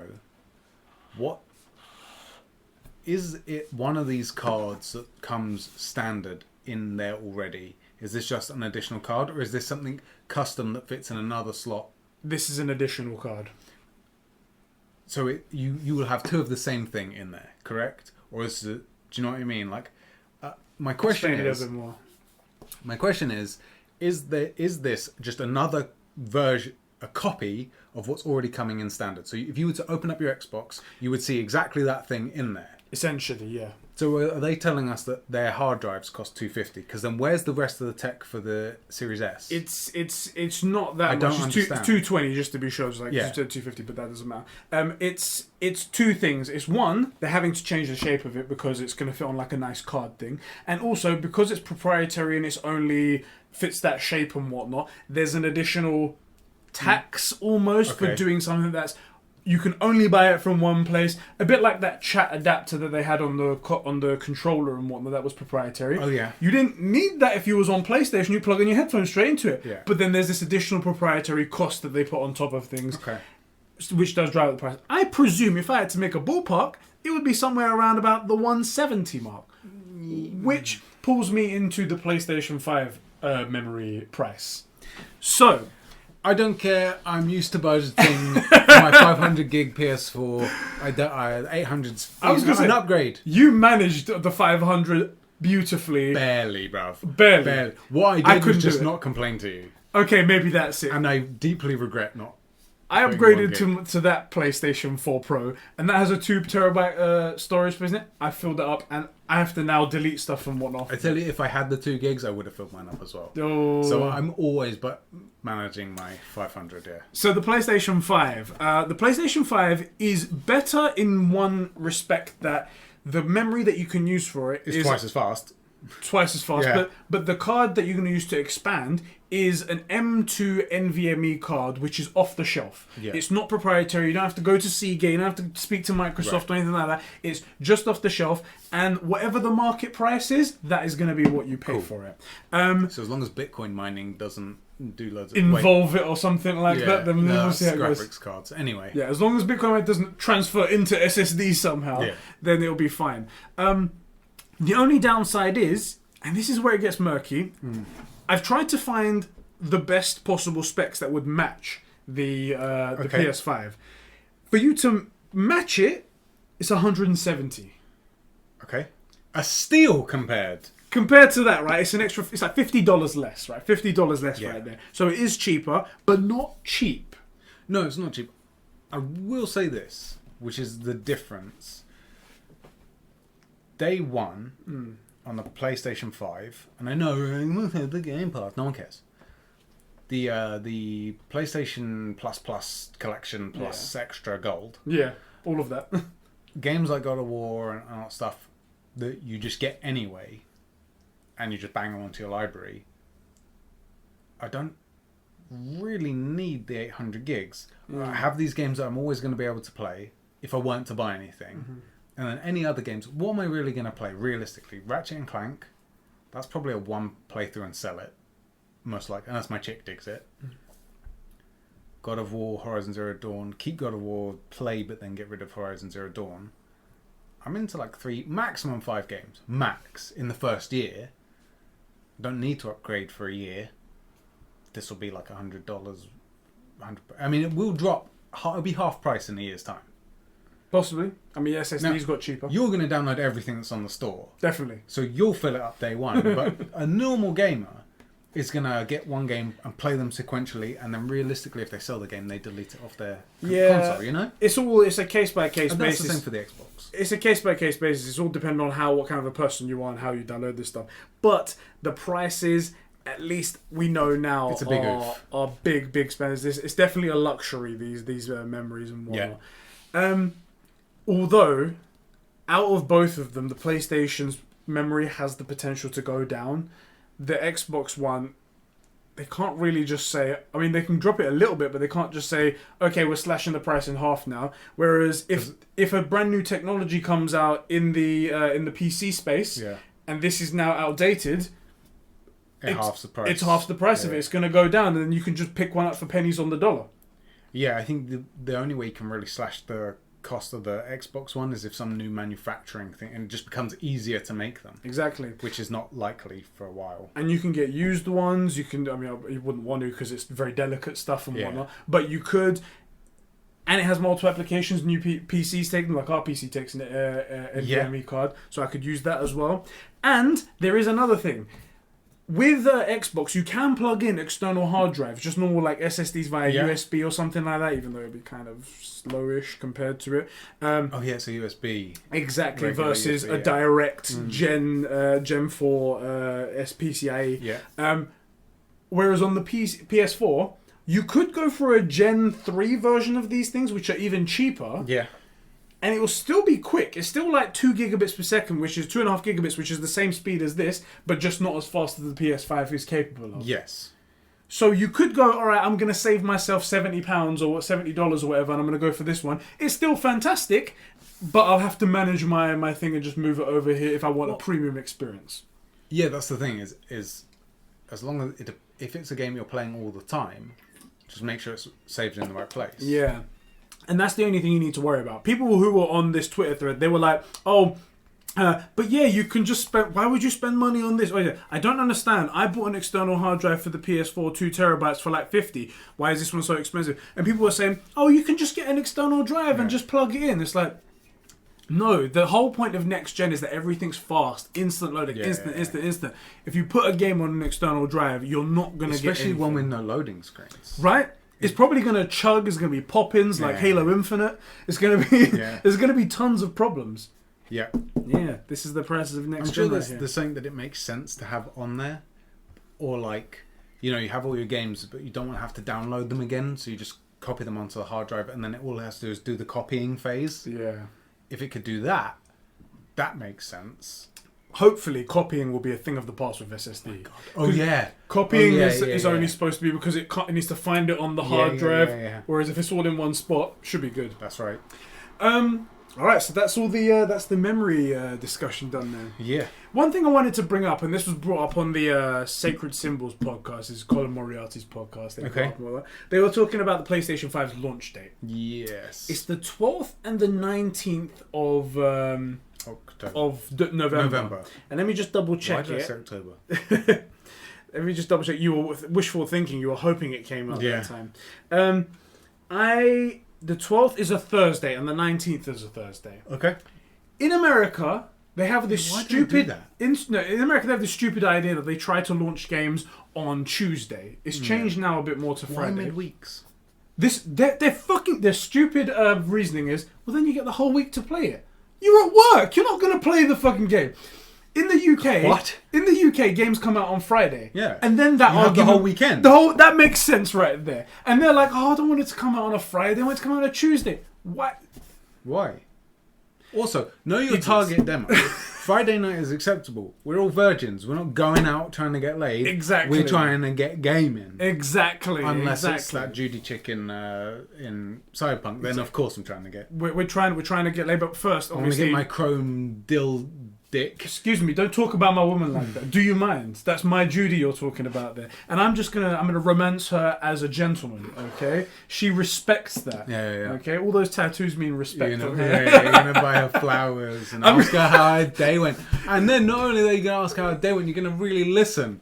If I can, genuinely, day one, if I can buy her flowers and listen to her conversation, I'm going to do it. She's the love of my life. Anyway, don't let my daughter hear you say that. Oh, my girlfriend even. It's like, Judy, Isla, girlfriend. Yes, exactly. And then my mother. I forgot about her. Whoops. So they're coming out on a Thursday, right? Yeah. Why? Because it's not the American time of Tuesday and it's not Friday like for us. Yeah. The only thing I can think about is that they were going to go Friday, but it's Friday the 13th. And that maybe they were superstitious. But not for us though. Why can obviously I prefer it to be earlier than later. Yeah. But I think I know why. Why? If you've ever booked a holiday, right, the flights if you book Tuesday to Thursday are way cheaper than flying on a Monday or Friday, Saturday, Sunday. Cheaper delivery. Ooh! For 10 million units. Do you know what? You might be onto something there because the thing about the holidays and whatever, apparently, because of has fucked everything up and whatnot. The calamity. The calamity. Beep. Yeah. The calamity has messed everything up. Apparently, Sony have been shipping consoles via commercial airlines, just buying out the whole airline and just loading it with PlayStations. Yeah, I bet it's cheap as chips. It must be that during the week, but still. The launch, I thought it was quite funny, and so did Colin and that lot think the 13th, Friday the 13th. Again, usually in business they don't care. Makes sense for the Americans. I don't think this was planned. I think they were planning to do it on the same day, but everything's messed up now, and they've just had to deal with it.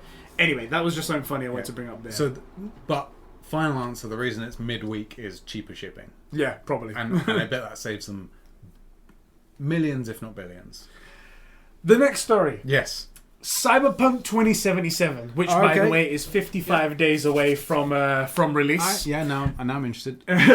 Which by the way, 55 days is 55 days and like 10 hours now or something like that, right? Okay. I'm just Do you count that as 55 days or do you count that as 56 days?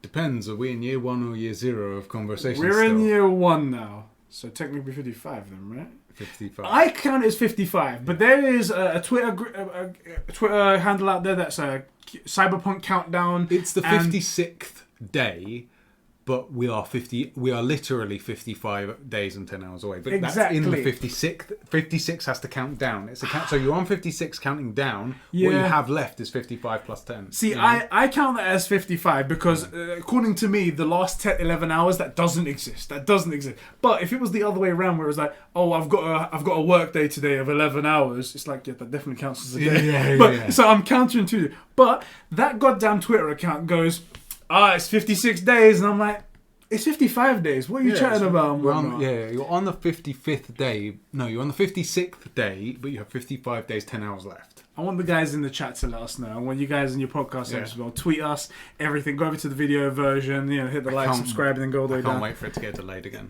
Oh, God, don't say that. Apparently, the next Night City Wire is going to be the last Night City Wire. Yeah, well, it should be. Yeah, it's like 55 days left. Okay, Night City Wire is totally unplanned topic. What has been your favourite one?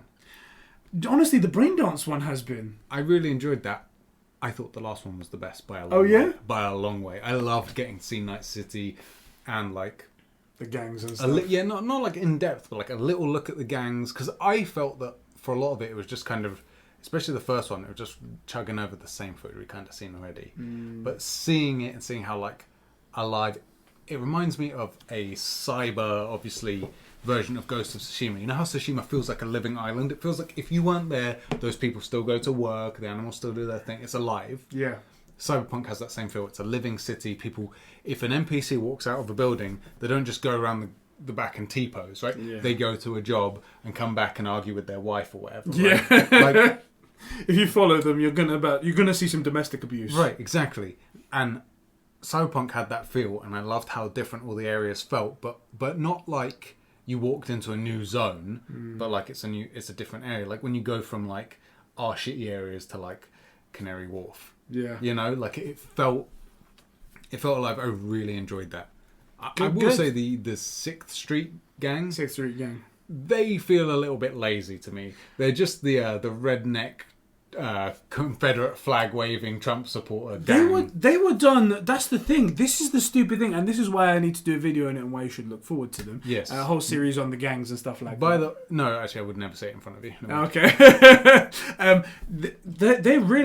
They're a lot more interesting than you think. Okay. But they just didn't explain it there. Maybe that's to do because you're going to find out in the story or something like that. But there's such an interesting take on them that's like, these are quite cool. I mean, I wouldn't join them as a gang, but I see what they're doing right here. That's a point as well. How many different options are we going to have? People are like, the Cyberpunk campaign's shorter than The Witcher 3. That's actually the story here. Okay. So Cyberpunk 2077 is confirmed to have a shorter campaign than The Witcher 3, confirmed by Patrick Mills himself. 30 hours if you mainline it. So they didn't put a number. They said slightly shorter, but I know what you mean. The Witcher's like 42 or something ridiculous. People are saying around 40 to 50 hours. Yeah. So, hefty game. If you mainline it. But yeah, people are saying Who that. mainlines any game?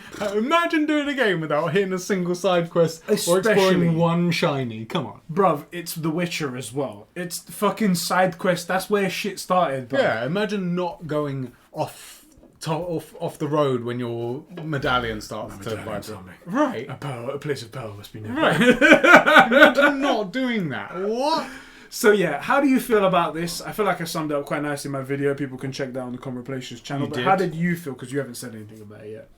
It's one of the stupidest things I've ever heard. Yeah.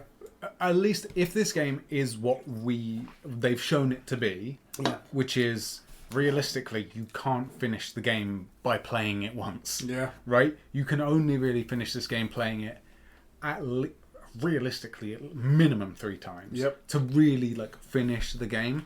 Because, well, we have no idea how much of a difference your life path makes. Mm-hmm. We have no idea how much of a difference, I guess not joining, but siding with one or multiple versions of gangs. And which major options. I have this theory that Johnny Silverhand is skinwalking you, right? Takes over your body when you don't know. So what happens is he an enemy? I think it's been confirmed that he can be an antagonistic character. Okay. I think they've confirmed that. I don't remember it, but yeah.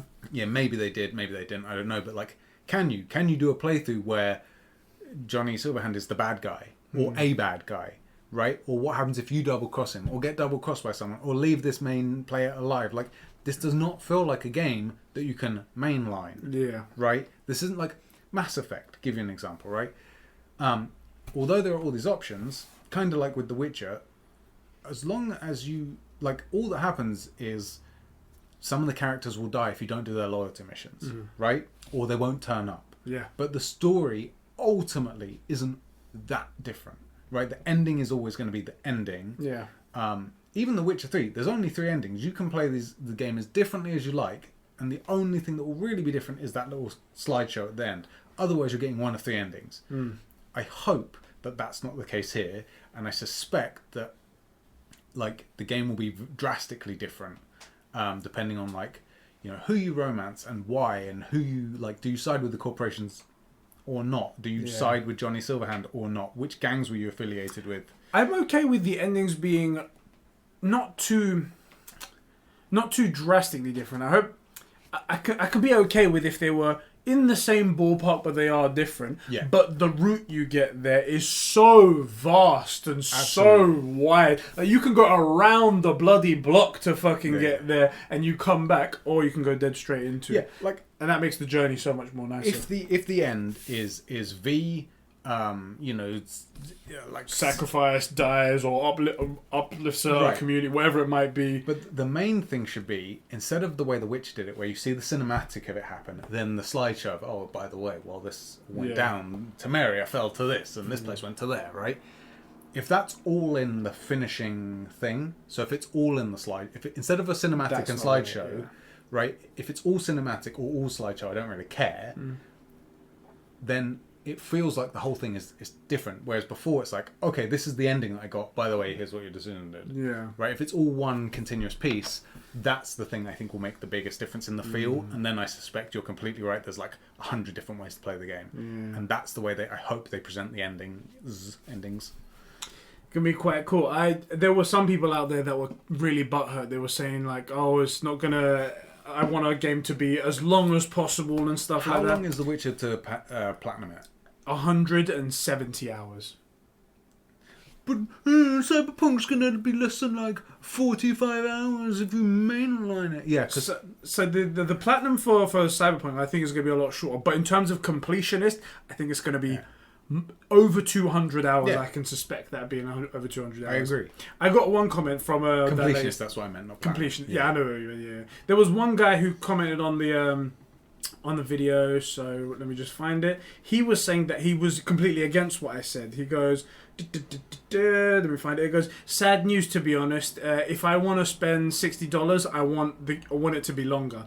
And I'm like, first of all, did you not listen to the whole video where I laid out how it will be longer, but because you can play this game in so many different ways? Yeah. But he's like, the main story, I want it to be as long as possible.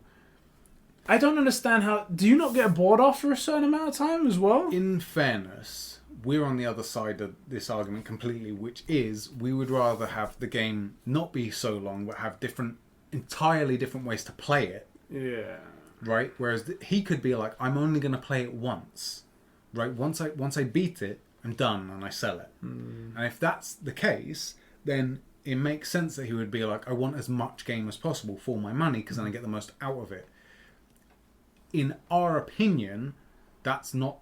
I was going to say it's the wrong way to play. There's no real... As long as you're having fun, there's no wrong way to play. But, like, that's not the way the game is designed to be experienced. The game is designed to be experienced where you play 1v as, like, the V, you know, the dude. And then you play 1v as the chick with a huge schlong. And that changes the game entirely because you can dig down all these chicks. Schlong, Right, exactly. Just flop it out on the table. And you're like, hey, Judy, what's up? Judy's like, oh... What if Judy... Is Judy actually romanceable? We don't know. We don't know. I swear to God, the amount I've been simping, it can't. If not, what are you gonna do if the romance option is only if you join like the Voodoo Boys, and if you're not, if you join a competing gang, you can't romance her. Mate, There's only one way to play the game. Exactly right. I get to the point. It's like, say it's at 2/3 into the game where I meet her, and then like. Yeah, I'm only into voodoo guys, whatever it is. Delete the whole save, start again. We're going back into 45 hours already invested in this. Don't worry, I'm still doing it. The thing that I've been contemplating is that, because these romanceable characters are genuine romanceable characters, and they put thought into them, so they have preferences. I still don't know if she's into guys or girls. It'll probably for the main romances, like this game's Yennefer's and Triss's. I would bet they'd buy. I would bet. No, I don't think so. I think they said specifically that they have. Well, actually, that's an interest as well. Buy as an interest. So I would suspect that for the main romanceable options, like the people that again are this game's version of Triss and Yennefer, that they'll be attracted to your actions, to the power that you gain, right, and your character choices. Well, they better be, because I'm shitting it right now. What if I pick male and then she's into chicks? And then I pick chicks and then she's into male. I'm like, what do I do? What do I do, Judy? Just tell me what you want. I'll be whatever you want me to be. I'll run a female, you run a male, and then if it turns out she's gay, you'll just have to share play my account. I'll have to. The thing is that if I do decide to play it on PC, I'm going to obviously have the PS4 version that is going to play on PS5 with the collector's edition. I might have to choose one of them female, one of them male, just so I can... I'm going to be like, okay, one male, one female, let's go into this. Judy, which one of them do you like? You're dead to me. Delete. You are dead to me, not playing you anymore. Still streaming Cyberpunk on the PC? I'm sorry, I deleted that save. Just tell me, Judy, what you want. I'll be anything for you. I'll just literally create myself in your image as you're God to me. The man simps as hard as possible. He'll even not be a man for you. I have to give a quick fairness to Captain Shadow, who was the one who said wanted the game to be longer. He did say afterwards the reason why he was thinking it is because, I mean, the calamity isn't ending anytime soon. Yes. So I was like, good point right there. We need as much game as we need. So that's what I'm saying, which is, again, if he intends to play it just one playthrough, one and done, it makes sense for him to want the campaign to be as long as possible. We think that the best way to play this game, the way to really experience this game, is not to just play it once. Like Ghost of Tsushima, you can play it one and done. I'm going to put it in Kurosawa mode and turn it to... Just the fact that the voice acting in the Japanese is so different to the English, it's worth playing again for me. It's really good. It's really good. It's so good. I'm actually genuinely a fan of that. The voice actor that does Jin in the Japanese. What did you say his name was? He plays Zoro in One Piece, which is like the most popular... I think it may be the most popular animated thing ever. Excuse me? Pokemon? Yeah. More than Pokemon? Smashes Pokemon. Wow. And it outsold Batman 2 years ago, and Batman's 43 years older than it. Damn, and he's not even super. Exactly. He's not even super. And funnily enough, neither is Zoro. Zoro is a guy that's in a world where like magic powers exist. Well, he's just a regular dude. Guys. He's just a regular dude that uses swords. And so wait, is it Zoro like Zoro from The Mask of Zorro? Kind of. Or is it just like a spoof on him? Yeah, kind of that. Okay, alright. I was going to say, is it Antonio Banderas? Is that what it is? They just got him to play it. It's like, you murdered my mother. That's not Antonio Banderas, but yeah. Is it not? I don't know. And it's his father. Oh yeah, you murdered my father. Yes! Oh no! You said so many different words. My name is Antigo... No! My name is... Fake fan. Oh no, I love the Princess Bride as well. As soon as we turn this off, it's just going to come blurting out. Yes. As soon as we hear and stop. There we go, right there. That's going to... I can't. Google it. Go on, yeah, Google it. Yeah, I'm really interested in this side. But do you know another side of this coin that I wait for you to finish it, but another side of this coin that we didn't consider? Not Eminem. Apparently, if you just search my name is... You typed in my name is... Type in Princess Bride. I'm going to have to, aren't I? You murdered my brother, my mother, my father. All of those ones. You murdered them all. I'm under a time constraint. Prince. I can't. Don't worry, your mine autocorrects it. There we go. Inigo Montoya. I knew it was something. My name is Inigo Montoya. You murdered my mother. Brother. You killed my father. Prepare to die. How do you... I'm the last one I did on purpose. Okay. Oh god, that was funny, right? Also, forgetting it put my blood pressure. I'm like, how did I forget one of the greatest lines ever? Forget movies, but the greatest line ever. The other point that I was going to bring up Oh yeah, that's right. We do a gaming podcast. We do a gaming podcast. We was talking about Cyberpunk, we promise. So that's it. You picked it up. I'm running an Inigo Montoya build. First thing. You're gonna just grab the closest thing to the sword is like a katana, and that's all you're doing. No. There you go. I mean, I did just finish playing Join the Voodoo hours Boys and hours of Ghost of Tsushima, so it fits. Fits exactly. And then I can call my guy Zoro. It's all these layers. It's all lined up for you there. Hopefully, right now Dan's been going nuts. Super Bleach. He would go nuts actually about over this. that. If he's heard this section, he's like, "Oh yeah, Zoro's sick." I know all of these words they're saying. The other point I was going to say was that we came at this from another angle, saying that you could play this game multiple times. Yes. We didn't even take into consideration how much extra side content there will be. Because The Witcher was a given size, and there was tons of side quests. So much. So many little random encounters, everything like that. And that the completionist run, 170 hours. Yeah. Over the 50 hours to complete the actual main campaign. For Cyberpunk, question. if it's... Sorry, let me finish. Yeah. If this Cyberpunk is 40 hours or 30 hours, and there's still an additional 140 hours on top of that... Yeah. Then you're going to still get a fucking nearly 200-hour game Also, here. the quality of the side missions. Yes. These aren't like, collect 3 apples from the haunted orchard, right? Yeah. There is generally, like 90% of the side mission. Yeah, there's fetch quests and stuff, but like, how good was the Roach mission? Mate, you kept on telling me about it, and I was 3 like... years. I've been telling you to do the DLC for years, but I Yeah. also said you need to do this Roach mission. And I was like, what's the Roach mission? I also completed the DLC, and I didn't do the Roach mission yet. Yeah. You were like, go back and do it. A whole stream dedicated to the Roach Yeah. mission. Totally worth it. And it was so fucking amazing. It was Right. great. It was so great. The side missions, most of them have great stories to them, and they're just really good. And world building. I don't know how they do it. They probably have a ton of like quest designers and stuff like that, and people there. But I imagine each one of those quests that don't necessarily affect the game, the story, but tie into the story. Yes. I imagine them to be, guys, I want you, like Powell, because there's 23 of them apparently, or Michael, because there's 43 of those over apparently. Yes, CDPR. that blew my mind. I want you to go off. Make a mission, anything you want. Labour of love, whatever you want to do, we're going to put it in the game. Go on, do it, bruv, go over there. And he goes away for a month and he comes back and he's like, Roach is going to talk. And I'm like, I love the idea of that. Yeah. The guy just went, yes, I want to do this, and it was done. The best thing is, we will get back to Cyberpunk, I swear. That someone's obviously gone, you know our number one complaint is Roach. Yes. Like, okay, we should address it. Should we tweet it? No.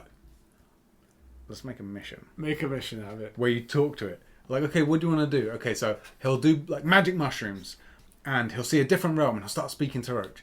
And Roach will cast this voice actor. Wait, but isn't Roach a girl? Doesn't matter, he's on acid. You know? Like, wait, Roach is a god. No, it's going to have a guy voice. It's going to be the thing. It's just accept it. Okay, that's also, it. the voice actor for Roach is so brilliant. He's Yeah. so good. It's like, well, I don't know what you want me to do. Just like, come, go, twerk on the spot. And... You want me to get on that roof? What do you want me to do here? So good. So good. Oh, boy. So, my question about the completionist run for The Witcher 3. Yes. Is that where someone has gone in and they're fast traveling to the nearest point and going to and from all the question marks? Or is this if you just start the game and like they're not doing that much fast travel and stuff? Because realistically, if you've got a question mark that's some distance away, especially with the load times on the PlayStation 5, you're going to fast travel to the thing and go there. That's how they clocked this, correct? Yeah, I think from based on that, because I'm semi-completion. I'm not like these people, but I do like my platinum trophies. I do like my completionist games and whatnot. The way I do it, fast travel is always the way. Because it's efficiency as well as completionist. It's not efficient. It's not completionist, but drag it out for as long as possible. You can do, guys, right, just for the higher number, right? Because something like Ghost of Tsushima, when I knew I had to get to a certain spot, if I was going over a certain area and it was close enough, I would just ride because it's so goddamn good looking. Yeah. Right. That I would ride to the thing and then do my loop of question marks. Right. For Ghost of Tsushima, I did the opposite, where I was like, I was enjoying the scenery and everything when I was there, but when it came to the platinum, it was fast travel here, fast travel there, fast travel there, get it done, and done. Difference. You were going for a platinum. Yes. I was playing the game. Exactly. Like playing the game. But I'm saying for the completionist people, this is how they think. Cool. It's like the speedrunners. The objective is to get this thing completed. Exactly. Cool. One thing Jesus, as well. 170 hours doing it as fast as possible, like mapping out your routes and stuff. God damn. People are dedicated. This is it. T, when I talked about possibly playing the game on PC. Ragnarok is coming in the... It looks like it's the runes. Oh, those runes, That's yeah, cool. in his name. What does it say? Reef? Ragnarok is coming, bro. Oh, does it? Yeah, that's Ragnarok is coming. Are you It's stupid? an X. It's runes! I can't read that language, unfortunately, so there you go. Norse runes, whatever it is right there. He messaged me, he tweeted me, and he was saying, so Ed, the real question, is Judy in 60 FPS more important or the Platinum Trophy? Judy, come on. There's no way this is a question in your mind. Do you have the Platinum on The Witcher? No, I was going to do it one time. I was going to do it. And then I swiftly gave up when I saw it was 170 hours. I suspect the Platinum on this is much bigger. And I mean much bigger. To include, I suspect... I don't know, but I think you can't get Platinum playing it once. It's possible. I think you need to play two, like, opposed classes, would be my guess. Like, you would have to play, for example, like a Netrunner and a... What's the guys that are like the fucking Hulk? Oh, like the animal group. Yeah. I suspect you have to... would have to do some net running things, which if you do a Hulk build, you won't be able to do. Or you just won't be able to do enough of them. Yeah, like hack so many terminals or hack a level 5 security system and whatnot. But if you're a brute, you can't do that. Exactly. Or rip open so many doors or strong arm these many people. Use person as a human shield, but you can't do that because you haven't got the reflex. Like, how are you gonna open that many doors if you're a hard net runner? Exactly. Build? So I do genuinely think there's a chance that you will have to play the game once the way you want to play it, and then if you're going for Platinum, you'll have to play the different builds to get those things. That's okay for me because I'm going to play this game so many times, so many different ways. Yeah. But I for a mean, lot of people, Mr. Shadow there. What was his name? Gaming Shadow? Oh yeah, Gaming Shadow. Yeah. I think he will... No, Captain Shadow. Captain Shadow may struggle to get that. I don't know if he wants Platinum. I couldn't give a frick about the Platinums, but... I need to do the Platinum. I have to do it for this one. I'm not going to not do it, I swear. I can actually tell the videos that you've been putting out, I can actually hear it in your voice how keen you are. I haven't been talking or making Cyberpunk content, but I started a Cyberpunk 2020 tabletop game with Rob. Really? Yes. Oh, that sounds awesome. How's it going? Great for me. I've just been murdering fools. Although my romance, my backstory. So the way you make these characters on the tabletop game is you roll dice, and it determines: do you have any siblings? Did you make an enemy? Did you make a friend? Did you fall in love? That kind of thing. Yeah. My guy was just slaying puss for like 6 years. Standard. And one of those encounters was like a long-term romance. I just met her. First thing she did is shot me in the back. Oh, or the leg. Yeah, boy. because I tried to con a major corporation. I basically fun fact. So we're playing, and you've met Kenny. We've played together once or twice. Okay. Kenny is a fixer in our game. Okay. And unbeknownst to me, in a private call, like because we're playing over Discord because they're in America, I got muted, so I couldn't. Or they muted. They made it so I couldn't hear. Yeah. And Kenny got a private phone call, or Mick, his character, got a private phone call from Arasaka, saying they knew he had something that he shouldn't have, and they were going to give him. Shit. He had to drop off a person that we found and the thing, and they give him 10 grand, which is like 100k for us. Okay. So a lot. And Stabbed you in the back. no, I realised what we had because I knew that. Okay. He told us we have to meet these guys, and this is the deal. And I did a roll, realised that what we had was worth deep in the millions. This stuff. So I was like, do I know anybody at Miltech or Militech or whatever? Yeah, Militech. Yeah. And I did, and I gave him a ring, and it turns out it was my romance, my Ooh, thing. okay. And so we met up. Things that we failed every roll. Oh. Things went south. No. One of the guys died trying to figure out what it was. The other guy ran off with the thing, so I just blew this dude's brains out. Like long shot, like snipe, just blew this guy's brains out. Went over to get the thing, and she shot me. Oh, and God. then Mick, Kidney's character, got lit the fuck up. Oh, boy. And I'm a solo builder, so my guy has bulletproof armor under his skin as well as bulletproof armor. Right? Cool. He's hard to kill. Cool. Not Kenny, man. He's No. squishy as frick. He's nearly dead. I You nearly destroyed killed him the whole campaign, basically. by trying to con these guys for like 3 times the money. It wasn't much, and now instead, what we could have done is just handed it off and made some money off Arasaka. Instead, what I did was try to con both of them, and we're on the shit list of 2 of the biggest corporations in the world. And oh god, it's so good. It's so good. Fun fact about that is the kind of stuff that you can do in the game as well. I've brought up a couple of times where, like, if you are like a hacker or a netrunner, or you've got a technical background and whatnot, sometimes you can spot the difference in an item that you've been told to retrieve in a mission, and you know it's either worth something or it's booby trapped or something, and you can do something about it. But that'll be locked if you're not one of those people, and you can't do those kind of things. So you could play these things in so many. It's going to be so fucking cool. So so hypothetical mission in the game. Yeah. You're playing a brute. Yeah. You get told to retrieve like the box. Yeah. The PC. Oh, The peasant unit, right? You retrieve it. You give it to the guy. He opens up the case. Boom! It explodes and kills him. But if you're playing a netrunner, you look at it and go, that's not right. I think this might be booby trapped, and you can either disable it or warn the guy. But you can only do that if you know enough. Exactly. That's sick. It's going to be a lot of interesting stuff right there. That's sick. And if it blows up, say like you're not in the room, say you've delivered it and you've left, and it kills that guy, they might think that you did it. They might, but you're in the bad books with these guys now, and then in the future, anytime they see you, they shoot you up on the road. Yeah. These kind of things can happen, and this is why this game is going to be so fucking cool. Again, that's what I'm saying. I don't think this game is platinumable on one playthrough. But then again, neither of us. Ghost of Tsushima, I'm not playing it once, and that is a one and done kind of game. Yeah. I haven't played God of War once. I mean, I played God of War more than once. I'm playing Ghost of Tsushima more than once. There's no freaking way I'm playing this game less than 3 times. Yeah. I played Mass Effect like 4 times. Me too. You've I'm played Mass Effect. I'm gonna play this for more than 3 times. Okay. Sorry, my apologies. Well, you said Mass Effect. After you're done with Halo, you should play Mass Effect. You know what? Ethan said I should do it as well. I think you'd really enjoy it as well. I'll tell you who to romance and who. Like, everybody thinks more than stupid. You need more than in your group.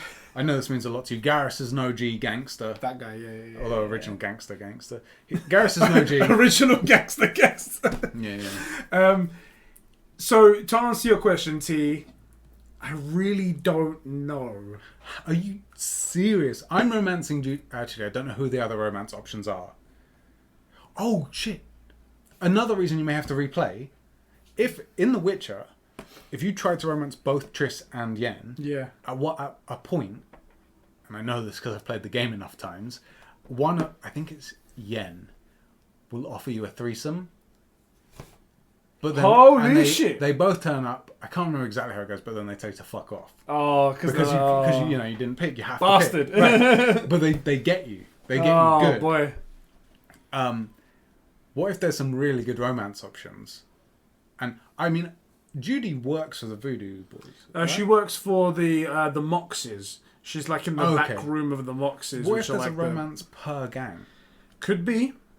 It could be. You know.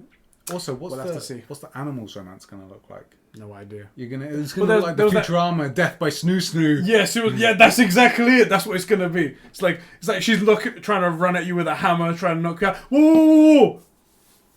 That's right. You like this? Or you like this? You like? Oh yeah. What happens? Which one do you like? What happens if she's only into chicks? Oh what shit! happens if she's only into chicks, but like me, I'll get surgery. A futa chick where you got a don as well. She's like, oh hey baby, max out the dick. Oh max out the boobs, yeah.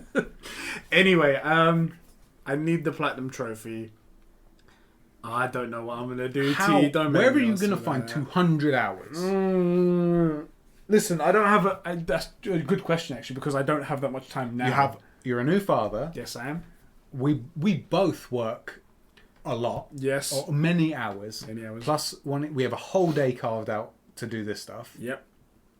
Which, by the way, we're making great time. We are making great time. How many hours is on this thing right now? Nearly 2 hours right now. So no, we fricked around for like 20 minutes at the beginning. It's only an hour and a I half. think we only fricked around for like 2 or 5, so I think it's a little bit close to what you think it is. Frick these guys in their spare time. If we don't get any time off, these guys can't. Frick them. That's quite funny because while this is good conversation, we're essentially taking up their day. Yes. Yeah. If you might not be a Patreon, but we're going to make you pay to listen to this content. You reminded me of a bone saw. It's like, Ooh, I got you for 3 hours. bone saw, bone saw. Wait, a cage match? I didn't sign for a cage match. Anyway, What's this loser virgin saying now? I saw the Jason Schreier tweet. No, that was from the Bethesda thing. How they were okay. saying like case by case. I think I basis might be and the whatnot. only guy on our Discord that isn't blocked. Yeah. And the only reason I'm not blocked... Actually, no, it's okay, because is it Kai? No, Caden. Someone just keeps getting banned on Twitter. Caden, and I would love to know what your deal is, bro. Why is it that you keep getting banned? And As far as I can tell, at least on Discord, there's nothing that spicy. I mean, there's the regular, like... I see on his Twitter handle, so it's like, got banned again, and I'm like, it's such a sec. It's just like, oh, the sun rose today, you know? Yeah. It's like fucking today. The Sheps didn't sleep through the night. Yeah. And Caden got banned from Twitter. Things that just happen, things like that. Anyway, we'll find out what happens with Cyberpunk, whether or not I go for 60 FPS on PC or whether I go for the Platinum Trophy. Oh, yeah. To be fair, we don't know the resolution and frame rate on PS5 yet, so... On PS5, well, I mean, The Witcher is flawless at 30, and that's 5 years younger. Yeah. So I suspect on the PS5, which is this... I also, for the record, I think this is optimized for next gen, not current gen. It has to come out on current gen because of where it's been placed. Yeah. And really, it was intended to release in March. I think so too. Right, but I think this game is actually intended to be a next gen title ultimately. I don't think we'll get a Cyberpunk remastered. I think we just get Cyberpunk. Yeah. And there'll be a Witcher 3. We know there's a Witcher remaster. But I don't think coming. we get Cyberpunk remastered. We just get Cyberpunk for next gen. Yeah, they'll just put an update for it and whatnot. Yeah. Ozzie wrote in, seems we're on the topic of specs and stuff like that. Ozzie wrote in and he says, thoughts on the Cyberpunk PC specs? They seem very accessible to me, which means that Cyberpunk know how to optimize the frick out of their games, unlike a certain sexist company, which I don't know who he's talking about, actually. I don't know. Are they talking about... Oh, no, bro, Ubisoft. God damn it, because Odyssey was ridiculous to run on PCs and stuff like that. Oh, yeah. Of course they talk... For the whole time I was reading that, I was like, I don't know which one... Of course it's talking about Ubisoft. Yeah, how big was Odyssey? It was like... Odyssey was big, but also it would run like on a 2080 Ti, it would be like a 4K, something like 30 frames a second. It's like on the most powerful graphics card out currently, well not now, but you know then, how is that possible? Yeah. Anyway, and yeah, they're sexist as well. That's another thing. Yes. He also says, I'm also playing Frozen Wilds DLC for Horizon for the first time, which has been fun so far. Have you played it? I haven't played it. I've bought it, but I haven't played it yet. It's one of the things in the backlog. Well, just for the record, because again, you've said it's on the backlog. I know you want to stream and stuff. Finish AC2 in order priority. Halos 1 through 3. They never made any more. They never made. I don't think they did anyway. No, they're not even making any more now. Mass Effects 1 and 2 faux show. Yeah. Maybe 3. Those, by the way, again, silly. For me, those are Xbox titles. I played those on my 360. Yeah. That was the best place to play because 360 versus PS3. Like you play it on the 360. Yeah, 360 was definitely better. Easily the better console. Like faster. It wasn't technically the PS3 was more powerful, but it couldn't put it down. Yeah, you had to code it in some stupid language and whatnot. So yeah, but then you can play that, which we won't do because by that time you got. I'll be in Cyberpunk. I'll be jacked into the net. Yeah. He also says any recommendation. Are you gonna what? Sorry, nothing. Say one. He says that any recommendations for cheap games to get next. Not a recent one because I don't have the money for that. Infamous Second Son. Yeah, we've said that. Very cool. Very cool. Because I think actually, if I remember correct, Infamous 2 has way better story. If I remember. But Infamous Second Son is one more recent than that, but it's much closer to the what you're going to get from Miles Morales, the Spider-Man Miles Morales DLC. And actually, did Insomniac do Spider-Man PS4 as well? Insomniac did Spider-Man PS4. So this is the thing. We actually got this mixed up. We got it mixed up last time. We're getting it mixed up now. Okay. Infamous Second Son was done by Sucker Punch. Why do I keep saying Insomniac? For some reason in my head, they're the same company for some reason. That's I don't know stupid. why. And we did get called out by one of our guys. Thank you for letting us know about Okay. that. But we keep getting that mixed up. That's weird. Because listening to you say that, I was like, I said that. But then I said a different word. It's in our head that Yeah, we said. to We me, know they're what the we same mean, company. but we say it wrong. But okay, yeah. So it was made by Sucker Punch. I'm sorry, who are doing the Miles Morales DLC. So you basically get to play like its older brother or its precursor. Yeah. Man, like if that won't sell you on Spider-Man, if you haven't played it, which then if you played Spider-Man, you're gonna know Miles Morales is great. Yeah. But if you haven't played Spider-Man, you can't really afford it yet, which I get because it's still a newer title. Then the cheapest way into it is Second Son. It's a meh story, probably like a 5 or a 6 on a true 1 to 10 scale, like perfectly okay. But man, is it fun to just flame boost around and all that stuff with Flit? No. What's her name? Fetch. That's it. Flit. And her abilities Flit, right? Some shit like that. Yeah, it's like a neon thing. ability, yeah. It's really cool. It's really well done.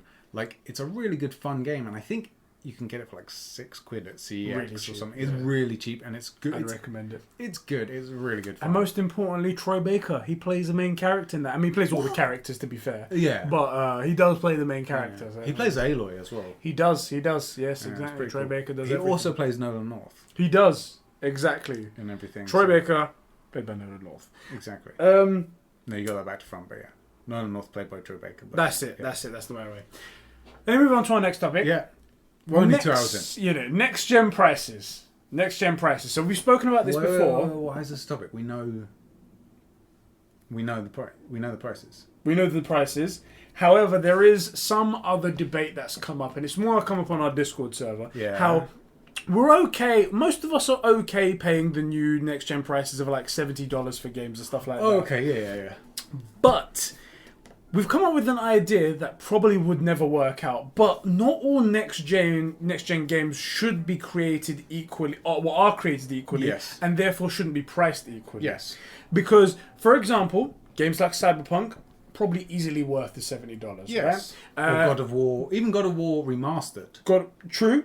For, Witcher 3 remastered. and that's a personal thing. And I'll whatnot. take Witcher 3 remastered. Give it to me for 40. Fucking, they're not going to take your damn money. That's the problem.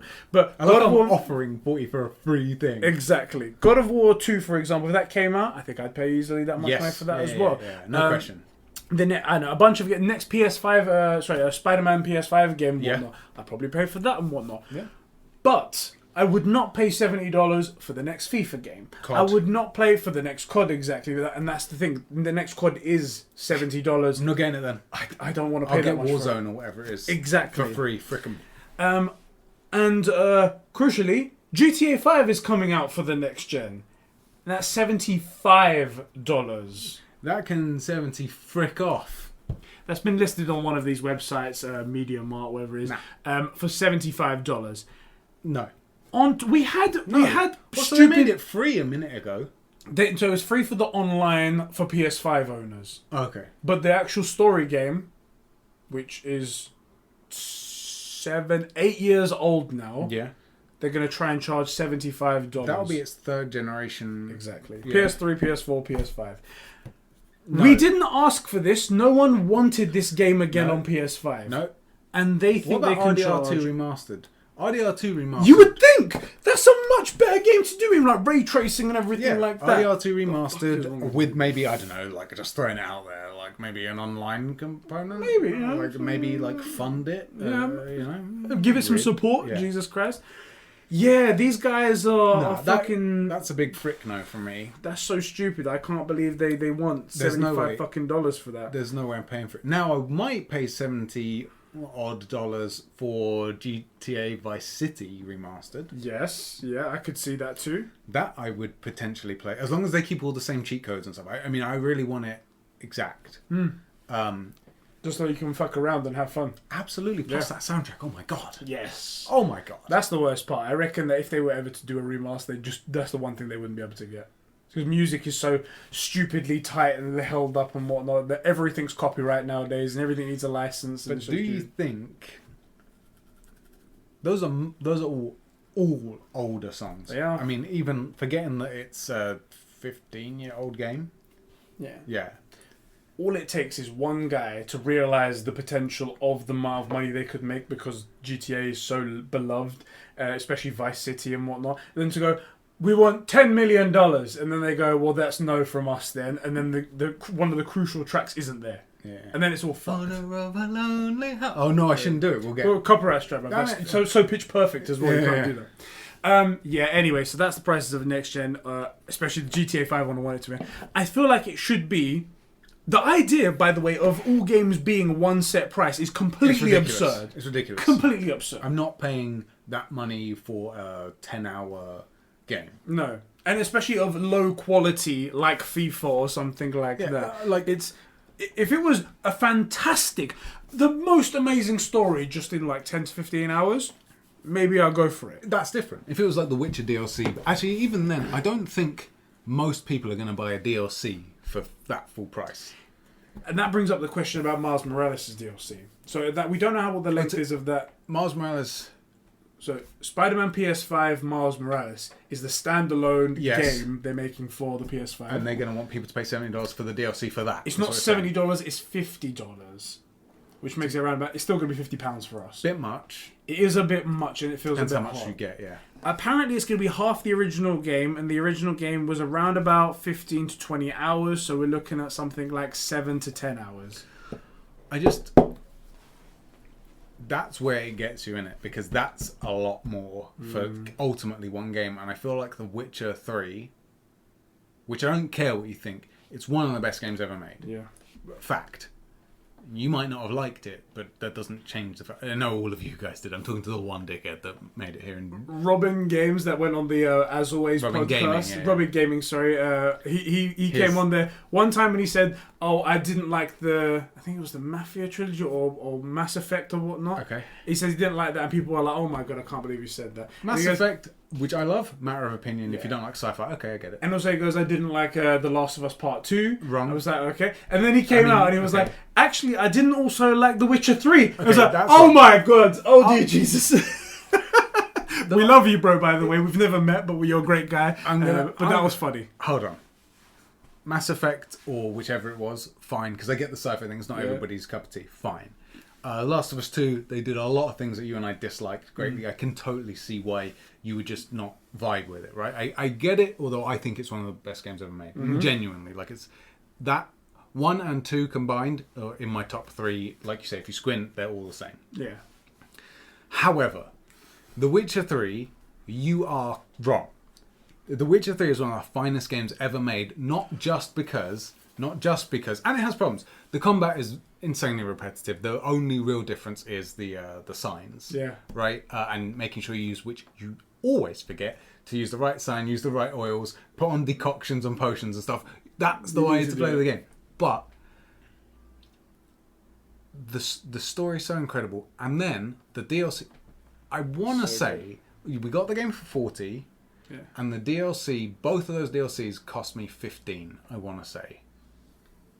Both. I think so. I think mine paid was a little bit more because I bought the special editions with the Gwent cards and stuff like that. So, like, you're looking at 55 to, I guess, 70, all in. For how much game? For like 100 hours worth of game. Yeah, so, like, what's the main story of The Witcher is 50. Plus, it's 8 for Heart of... We're talking mainline. Yeah. 8 for Heart of Stone and 15 for Blood and Wine. Yeah. So that is... Jesus Christ, my maths. 58 plus 15, 68... 73 hours. So £1 per hour of... £1 per hour of mainline story. Plus all the ridiculous side content. Do you want to hear something worse? It just hit me. Huh? I think he also said that God of War wasn't good as well. Nah, he's like... It's a bit. There's no way. He's joking with it. He's got us, guys. Yeah, He's bullshit. That's a bit. That's a fucking bit. There's a fucking bit. There's no way, because I haven't heard that, but there's no way someone thinks all of those... The Mass Effect, God of War, The Witcher 3... What were the other ones? What was it? Uncharted. Sorry, not Uncharted. Last of Us. Last of Us, God of War, Witcher 3, and Mass Effect. There's no way someone thinks all of those suck. So it's clearly a bit. It's clearly a bit. It's just, I was like, oh, no, it's Robin totally Gaming. Well done. We're on to you, bro. Yeah, well we're on to you. It's a great troll right there. Great troll right there. Golf clap. Well done. There's no way. Okay, cool. I was like, oh my god, I can't believe a guy that like, because I watch a few of his videos here and there. Yeah. Definitely don't watch the guys that hosted that podcast. No, but terrible podcast. I mean, I think one of them doesn't even make anything. Wames, I think his name, doesn't make anything. I don't know what he does really. He's just a dude that shouts on Twitter. That's all I ever As far as see. I'm hey man. That's all I ever hear him say. So a guy that I was like, oh, this guy makes really great videos, but it was a bit. He's a comic genius as well. That's it. Comic genius. Didn't see it coming. Well done, Robin. You can tweet him and say we support him. It's definitely a bit. I'm 100% certain it's a bit. One of our next topics, because we've got 2 left, just a very quick one. Apparently we're going to get hands-on video of the PlayStation 5 on October 4th. This is a rumour at the moment. Apparently they're going to show off the UI, show off how the game is running and stuff like that. That should be quite good. Because on the PlayStation event, all but one of the games was running on PlayStation 5. Yes. And they said the first game was running on a PS5 running on a PC emulating the PS5. Yeah. Everything else was captured in game or in engine, whichever. Exactly. So run on a PS5. So we've seen it, but it will be cool to see it actually done. Yes. That said, though, when we were at EGX, they played that Cyberpunk mission. It was on a PC. It was on a PC. And it was clearly not meant to be a PS4. You're right, absolutely. And it was entirely on tracks. Yes. Like, that guy wasn't really playing. Yeah. He couldn't have done anything other if he deviated too far from this path, it would broke. And I also doubt that he the decisions that he made were decisions. I think those were the outcomes. This is that what you're going to do. yeah. I think it was just early on, so they were like, "We're going to show this. Totally we're going to show that." Again, we think this would probably be one of the greatest games ever made, if not the best game ever made, kind of thing. Yep. So, but we've seen this is being played on that. No, it's not. It's totally on tracks. It was even more on tracks than that when we played the Marvel game, that mission on the bridge. Yeah. Which that was super linear. This thing was just as bad. Anyway, the final topic, and it's going to be fairly quick. Donald Trump could be banning Fortnite from America. Now, I love how it's Fortnite and TikTok, the two most He's going after the big dogs, but just because they have any relation to China, basically. Yeah. Which, if he starts doing that, there's not going to be much things left, to be honest. Basically, the reason why is because Fortnite has a big share majority in a company called Tencent, which is a Chinese company, but they're in a lot of gaming companies. So if you're going to start getting rid of them from gaming, then you're going to lose a lot of games. I think, for the record, just to devil's advocate, there we go. Yeah. The reason that he would go after Fortnite but not other gaming companies is the amount of money Fortnite generates, which then goes into China. He's trying to stop money, American dollars or Western dollars going into... That's what he's trying to do, for sure. It's funny because Fortnite and Epic recently started a war with Apple. Yes, they did. And it was almost like, that's a big fish you've gone after, but... You guys better sharpen all your swords because that's a big battle. Yeah. And then out of nowhere, another big battle just comes out of nowhere to swipe them. It's like, oh shit, they could wipe out a ton of their money. And then you have no power to fight Apple on this side. It's like, oh, do you think he had any relation to them going after Apple? Do you think, what, are you asking if I think Donald Trump has diversified with Apple shares? Recently it's like, okay, I'll buy Apple shares, then I'll beef out Epic. And then they'll dip and there you go. No, I don't think he's planned that out. I don't think he's that smart. Do I think he owns Apple? Probably. Could be, exactly. Anyway, that's something that's happening right there. It'll be interesting to see where it goes from there on out. The TikTok thing did actually go through. Yep. So that's going to be banned. Anytime there's going to be an update in the future, we'll see what happens there. We discussed this just before, and I said the fix to that is TikTok just doesn't update TikTok, which we had a bit of a miscommunication about. Yeah, but I thought you meant the guy, but don't worry about it. Yeah. Like, as long as... as long as there aren't anything like app breaking in there, like a couple of bugs, like, oh, you click on this thing and it shuts the app and you have to reopen it, like, people will deal with that once in every 200 uses. It's all about how bad that thing is and also how much of the audience they are. Which Americans are the most... TikTok's always been a young person, probably between the age of like 12 and 19. Yeah. Supposed to be what they describe, and I'm not saying this because there's probably underage people on there as well, what they describe as good looking.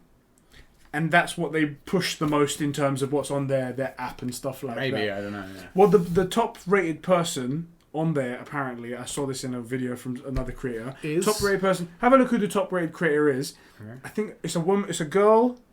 I can't remember her name, but when I see it, I'll know it. I just don't like the idea of calling these people TikTok creators. Yes. Okay, so that's it. Charlie D'Amelio. Yeah, she's 17 years old, and she does dances in her bikini. Yeah. Not cool, but TikTok pushes it because they don't care and they're not run by anyone. They don't care about that, but they just want more people on their platform. So, just as a little complaint, go on. I have a real hard time calling people like that. I also showed you somebody that my brother linked me to, whose name I forget. Bella something. I have a hard time calling those people content creators because one of them, don't get me wrong, I have seen like a thing of that girl. I know the name. She's a very talented dancist. You know, she does all this complicated, like, I'm not going to do that. Yeah. Cool. The other girls that are doing really well, these guys have like 10, 20 million followers, do these weird, like, they're just bouncing their face and making silly faces to it. Sorry, that's not content. You're not a content creator. There's people as well doing that. I've seen this weird trend. Don't know why it's a trend. Okay. People pretend they are people that were in the Holocaust and died. I haven't seen it on TikTok, but I saw an article of that, like a in remembrance kind of thing. But no, it's just And I've seen one of them, and this girl's like, she's talking, but there's no words. It's audio, and then there's like captions on the screen, right? And it's like, they told me to go into this room where they said they'll be giving me bread. And I was like, you think in the Holocaust times they were going, quotation, they're so sassy, right? Or something like that. It's like, what the fuck is this?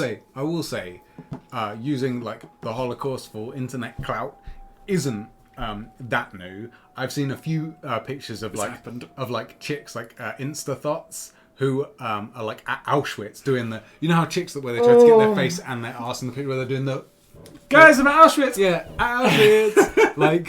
like that it's may bad. Be inappropriate. Yes. But so like people are with. Anyway, I don't consider that a content creator, but whatever. TikTok's strange though. Like it's weird. What pops big. I have a comment on that. I do have a TikTok, mainly because I'm actually. That sounds so boomerish. It's like, well, I did take a weed one time. I used a TikTok. In my day, we called it Tickety Talk, but we used to call it Vine. But yeah, you put a comment down, and it's not even a particularly great comment. It's not at all. And it was just 29,000 likes? 39. It's 39.9. It's almost up 40,000 likes. Basically, I got TikTok because we do this stuff. I'm interested in attention and like what makes decision making stuff. Absolutely. But like that's why I think about like the strategy of Sony stuff, because I find it interesting what gets people's attention and stuff. So I got a TikTok to see what it was about and see if we could really figure out a way to get our content on there. And maybe it's maybe it's a new audience and stuff like that. And maybe we could, maybe we still could. I'm not really sure. I don't think it fits, but maybe we can. And I just left this random comment. I think a guy broke a key off in his car and fixed it with like a red knob thing, soldered it on, and it worked. And I went, oh, that key looks way cooler now. 40,000 people like that comment. Don't understand it. TikTok, you'll forever baffle me. My best YouTube I may be video, a boomer, but that's my best YouTube video on my previous channel had like 20,000 views. And you put effort into that. All right, I just made this comment. Oh, that's pretty good now. So TikTok's a strange place. Yes, it is. Yeah, it's weird. But you know what isn't a strange place? Our Discord, which is linked in the description below.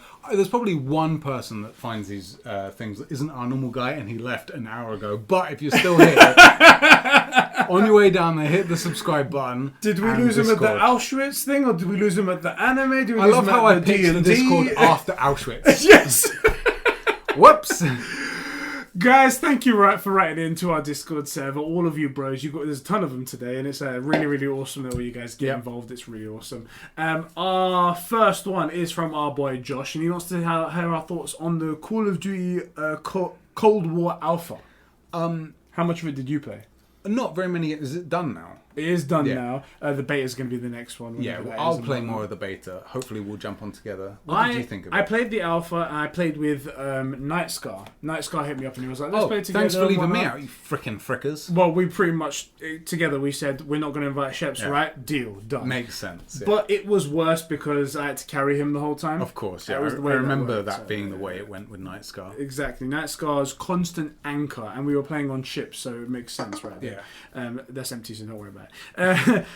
We played. I didn't like it. Didn't you? I didn't like it because it reminded me of the shit part of COD, which is getting into a game and then bullshit happens. Yeah. Where someone manages to one-shot you from all the way across the map, but then you try and shoot them and it doesn't seem to work. Yeah. I like the look of it. And I like the weapons, I like the recoil and stuff like that. But again, I just felt like I was getting shot from everywhere. There's always someone behind you. Yeah. There's always this. And there's a ton of people, just like in every COD, who don't play the fucking objective. Yes. I didn't go into a TDM because I hate TDM. Yeah. I went into domination and still people didn't play the fucking objective. And me and Nightscore were the only people doing anything. I mean, if you're going to go into a pub domination and you think everybody's there to play domination, everybody's there to play TDM without the kill stop, and it makes it more predictable. There's someone at a flag over there, so that's where I'm going to go shoot people. That's the problem. They're not that smart. They're not. Oh really? They're not that smart. So one of the reasons we would play TDM domination, goddamn, one of the reasons we played domination is twofold, because it was a good way to get wins because we can play the objective and play a team-based game because we're communicating, and two, because like it is TDM that goes longer, so you can get more kills in between games. Exactly, right? They haven't figured out that yes, it goes longer because of the points, but that if you actually capture the points, you know where other people are going to be. They don't care about that. They just care about not reaching 75 kills and the game being over, because they're freaking idiots. Yeah. Personally, I thought it was okay. I thought it was a normal Call of Duty. It seemed, especially for an alpha, really well refined. I found. I only played like 4 or 5 games. Do you know what? I only got to play it that one night with Night Sky. It was towards the end. It was only a few days, and there's just time couldn't sort it out. I had to edit the shows and stuff like that. But when the beta drops, I'm gonna play it with you, and I'm gonna play it with the guys. We might do a stream of it because a bunch of the guys like Ben, Mario, Jas, all that lot came out and they were like, "You should play with us." So we'll stay offline and make sure they don't know that we're appear offline, play together. But they were like, "You should play with us because when you're playing with people, it's a lot more fun." Absolutely, and that's how COD has always been. To be fair, back in the day, when I play with boys. Yeah, back in the day, I would jump on my own if no one was on. These days, I'm not interested in playing a Call of Duty without my boys. It's not what I'm there for. If I'm going to play a video game and my guys aren't on, many better games. I'm jumping on a story-based game, right? Yeah. But I think they're right. With the boys, jamming it for the beta will be way better. But also, the people being everywhere is also a function of like not knowing the maps. That's true. It's a brand new game. Not having any, and not just you not knowing the maps, but like the people on your team are running around like headless chickens, and of course the people on the other team are an MLG team warming up. Oh, obviously, right? It's Cloud9. Always the way. Yeah, it's always Cloud9 warming up. Our guys are guys staring down the barrel of their own gun, and their one's a fucking military precision SWAT team, and like freaking Energy or Cloud9 are warming up, just pub stomping, and you're with like headless chickens and people trying to like learn Claw for the first time.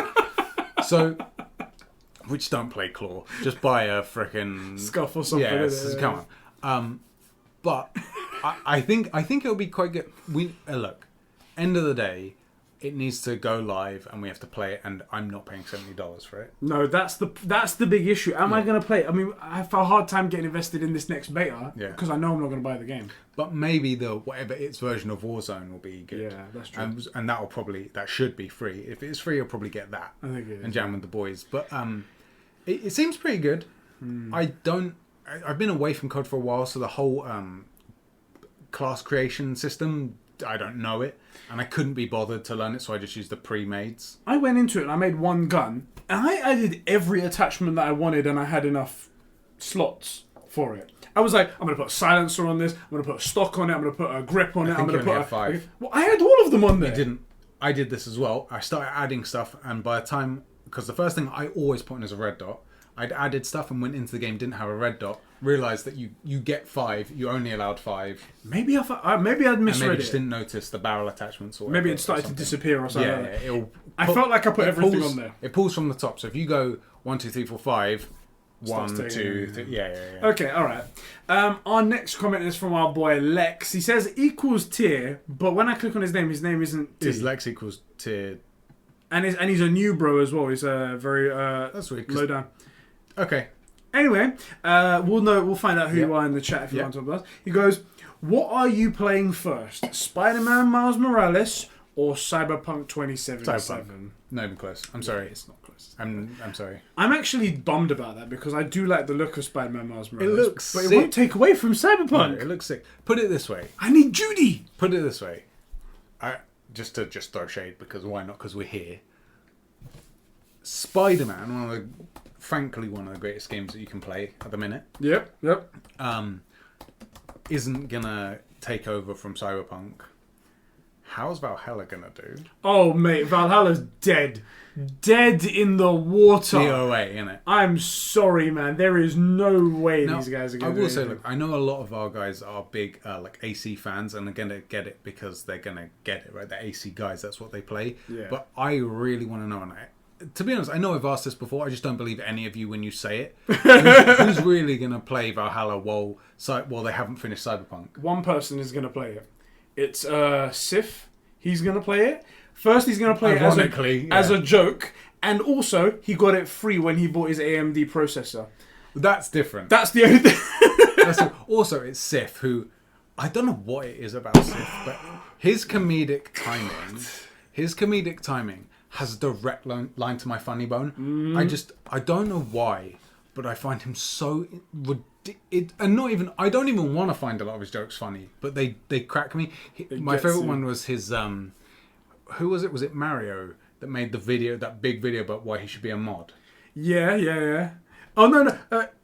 Is it Mario made it? So Sif made the video, but it was why someone should be a mod. It was someone needed to be a mod. Yeah. And Sif endorsed them, and his endorsement of whoever it was slayed me. I'm talking like burst out laughing. Like he out uses loud. the N-word responsibly. Responsible use. It slayed me. It killed me. It killed me to the point where I was in bed watching it. I think it was Mario for mod or something like that. It might have been Mario. Yeah, it was Mario because he got the guy that does. He got some voice actor to say. Oh yes, Roger Clark. Yeah, Roger Clark. Yeah, it was Mario. To do Mario 5380 for mod. Yeah. So Sif's endorsement, and of we Mario, endorsed him as well. Of course we did. Yeah. How did we forget that we did endorsement? But Sif's endorsement of him slayed me. I couldn't get over it. It's so funny. Shit, he's so fucking funny. So, by the way, I just typed in Judy Alvarez t-shirt, and no one has made a t-shirt with her face on it. Well, let's put it on our. I think I'm gonna have to make it. I'm gonna have to make it happen. No joke. If Katie's in the chat, her t-shirt. I want to put your design on our spreadsheet. I don't expect anyone but me to buy it, but I want to put it on there. We'll maybe if you're here, hit me up on Twitter where I'll actually want to talk to you about it because I really dig that design a lot. So also he asked something else and he's going to get back to that. He also says, I ask people what they're playing. Yes. I'm currently replaying Metal Gear Solid 5. Might start replaying The Witcher again. Yeah. I want to play The Witcher again after they announce that they're going to do the up-res for free, but that's coming next year, so I'm going to save it for that. Wait. You want to play The Witcher before the up-res? No. When the up-res comes out. Right, that's what I was going to say. But he's saying... Because I was going to say, why play The Witcher now when you're getting the free up-res in a minute? When it comes out, when the up-res comes out, I'll replay again. What I cannot wait for is the up-res to come out. Oh, mate. Imagine Valhalla delays for a year.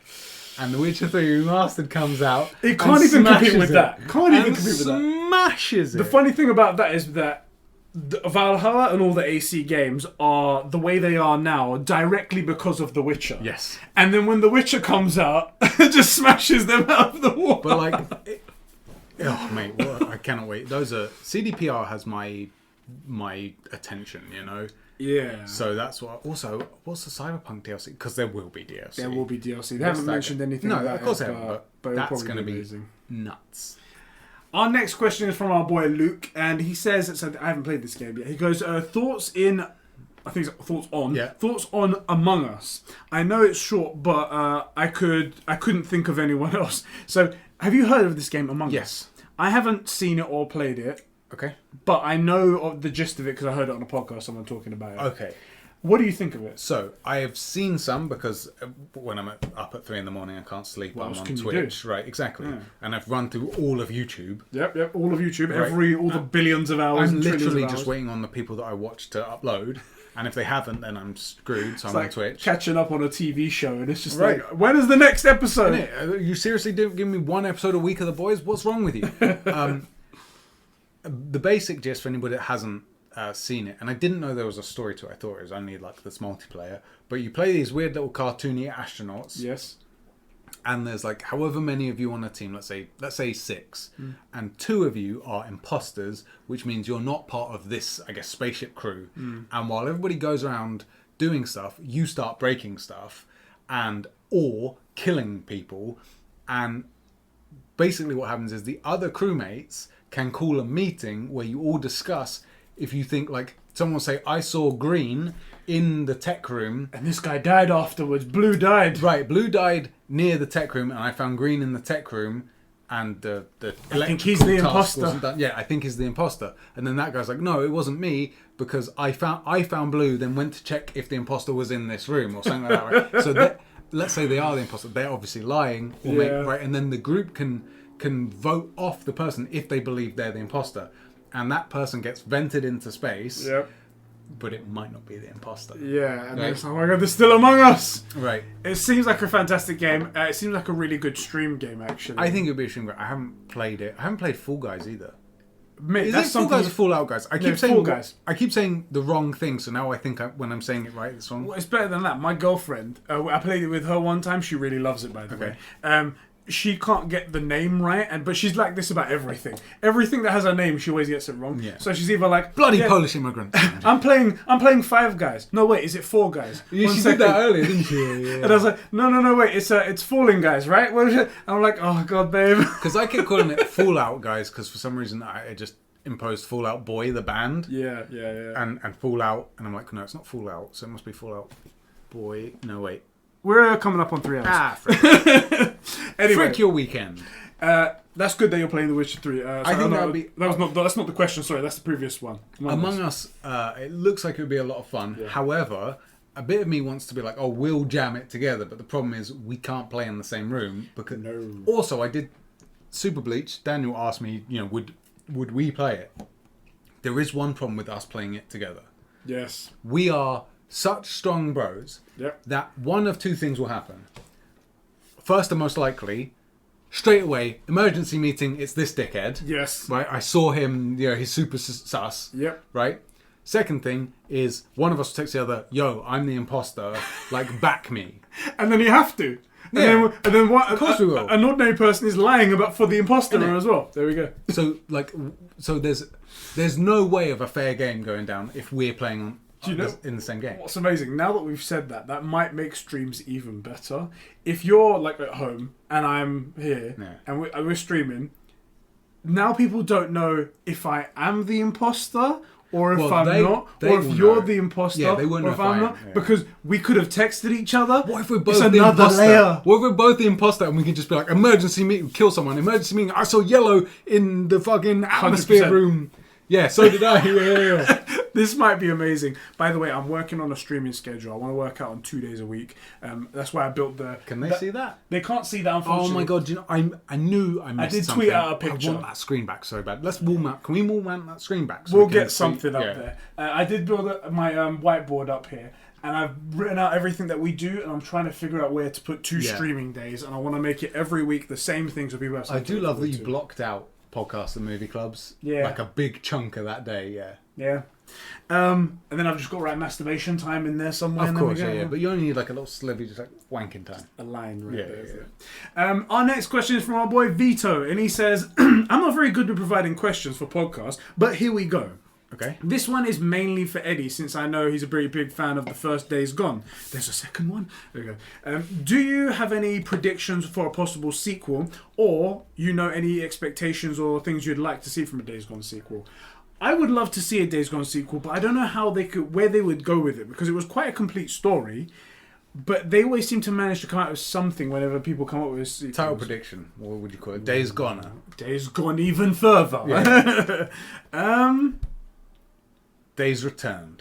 It would be Days Gone something. Days Gone to eradicate this. Days Gone the Rebirth. I like the sound of that. I like the sound of that. Okay. But it needs to be Sam Witwer. I just want to see him back. That's really what it is. Yeah. I did really like it. They do have to do some quality of life things. Again, I don't like the idea of you go up to a car, press square, lift up, digs around for 5 seconds, then closes it, pull it back, and then you get your thing, and that's a 10-second interaction. Learn from Ghost of Tsushima, just one button press, pick it up, done. The first time, let's see him do it and grab the thing. Second time, you run past it, click, clack. Yeah, exactly. Gone. Or like the hood should be up, and then you run past, swipe, and it falls down. Exactly. And maybe it's a zombie game, right? Yeah, exactly. Yeah. I like that. That's way better. So yeah, that could be quite cool. I would like to see a number 2. I'm sure they can come up with some sort of story to fit it all in. Would you keep Sam Witwer's character as the main guy? Cool. Sam Witwer has to be there. He's a fantastic guy. Oh yeah, he's amazing. I love him. And he's so good in everything else as well. Yeah, he's brilliant. And so it's such a shame that not many voiced by Troy Baker as well, do you know? He is, yeah. I heard that apparently. I heard a rumour, apparently Troy Baker didn't like that. Our next question from my boy Dan. He goes, what games have you been playing lately? That's pretty much it. And then afterwards he updated. He goes, I changed my mind. 10 extras. I changed my mind. My question is, what was a highly recommended game by your friends or others that you bought or were gifted but never really played or cared about to complete the story? Free game services don't count. Mine was Fallout 3, he said. Okay. So have you ever played a game where people were like, yeah, this is great, and then never played it again? Yeah, I have. And for the life of me, I can't. It was actually you with The Division 2. Oh, yeah? Which I wanted to play. We've told this a bit, but basically you had it, you got to max level, and you were really enjoying it. We played the first Division quite a lot, and quite enjoyed it, but there was just nowhere for it to go. Mm-hmm. And you were like, jump in, and so much stuff was super smooth. Like joining games was amazing. And starting missions together, just smooth. Right, really good. And I just never felt myself wanting to get on and grind up to the level so we could play together. And also you had said like there were big problems with the raid, how like you could never find anyone. This amazing party system just didn't work for the end game content, which was the whole point of the game. So strange. Despite it being a great game. And maybe also Destiny. Yeah. For kind of a similar reason. Although I maxed out on Destiny 1, but I also felt burned when they came out with Destiny 2 because it wasn't what we were. It wasn't a full 2. It was a 2. It was an update. 1.2. Yeah. So yeah. My game. I've got 2 things that spring to mind. When he says Fallout 3, Fallout 4, everyone says, "Oh, it's a big Fallout game." Okay. Even though it didn't look good, it's pretty okay. I got into it and I was like, "Did you finish it?" No, I didn't. Okay. I did a lot of the base building stuff and I had some fun on the stream doing that. I hate that. And I played a couple of things, and then sometimes I'd get killed by enemies that were too high level for me. And I was like, I'm not really interested in this. A game that would be really good for this, Fallout New Vegas. Yeah? That's the best Fallout. Is it because of mods or something? Not just because... So first of all, it's generally agreed to be the best one. Okay. But it is also the best one. It has the best story. It's a long game. It's a la a Skyrim or Fallout. You've played those before. There's a long game. But... Do you reckon we get a Fallout New Vegas 2 now that it's under Microsoft's wing? Oh. Because they know what the gamers want. I just don't feel like Fallouts are gonna work with sequels. You know, like unless you play it like 10 or 20 years later and your character, so you can upload a save and your character and all their stuff is now the big bad. Could be. That could be quite fun. That would be cool. That'd be quite fun. Microsoft, again, 6-figure salary, but you know. The other one, I've forgotten exactly what game it was just now. Oh, sorry, another one. Mass Effect 3. So I played Mass Effect 3. I started it off, and I got stuck at this one thing. I was in a hallway, and I ran out of ammo.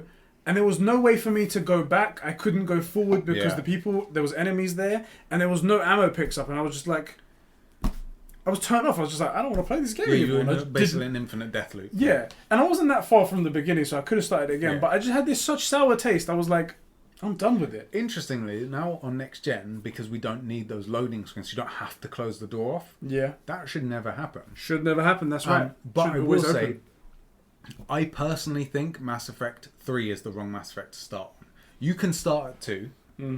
One's fine. There's nothing wrong with 1. It's great, but it's older. The UI's got problems, and it shows its age. Yeah, it shows its age.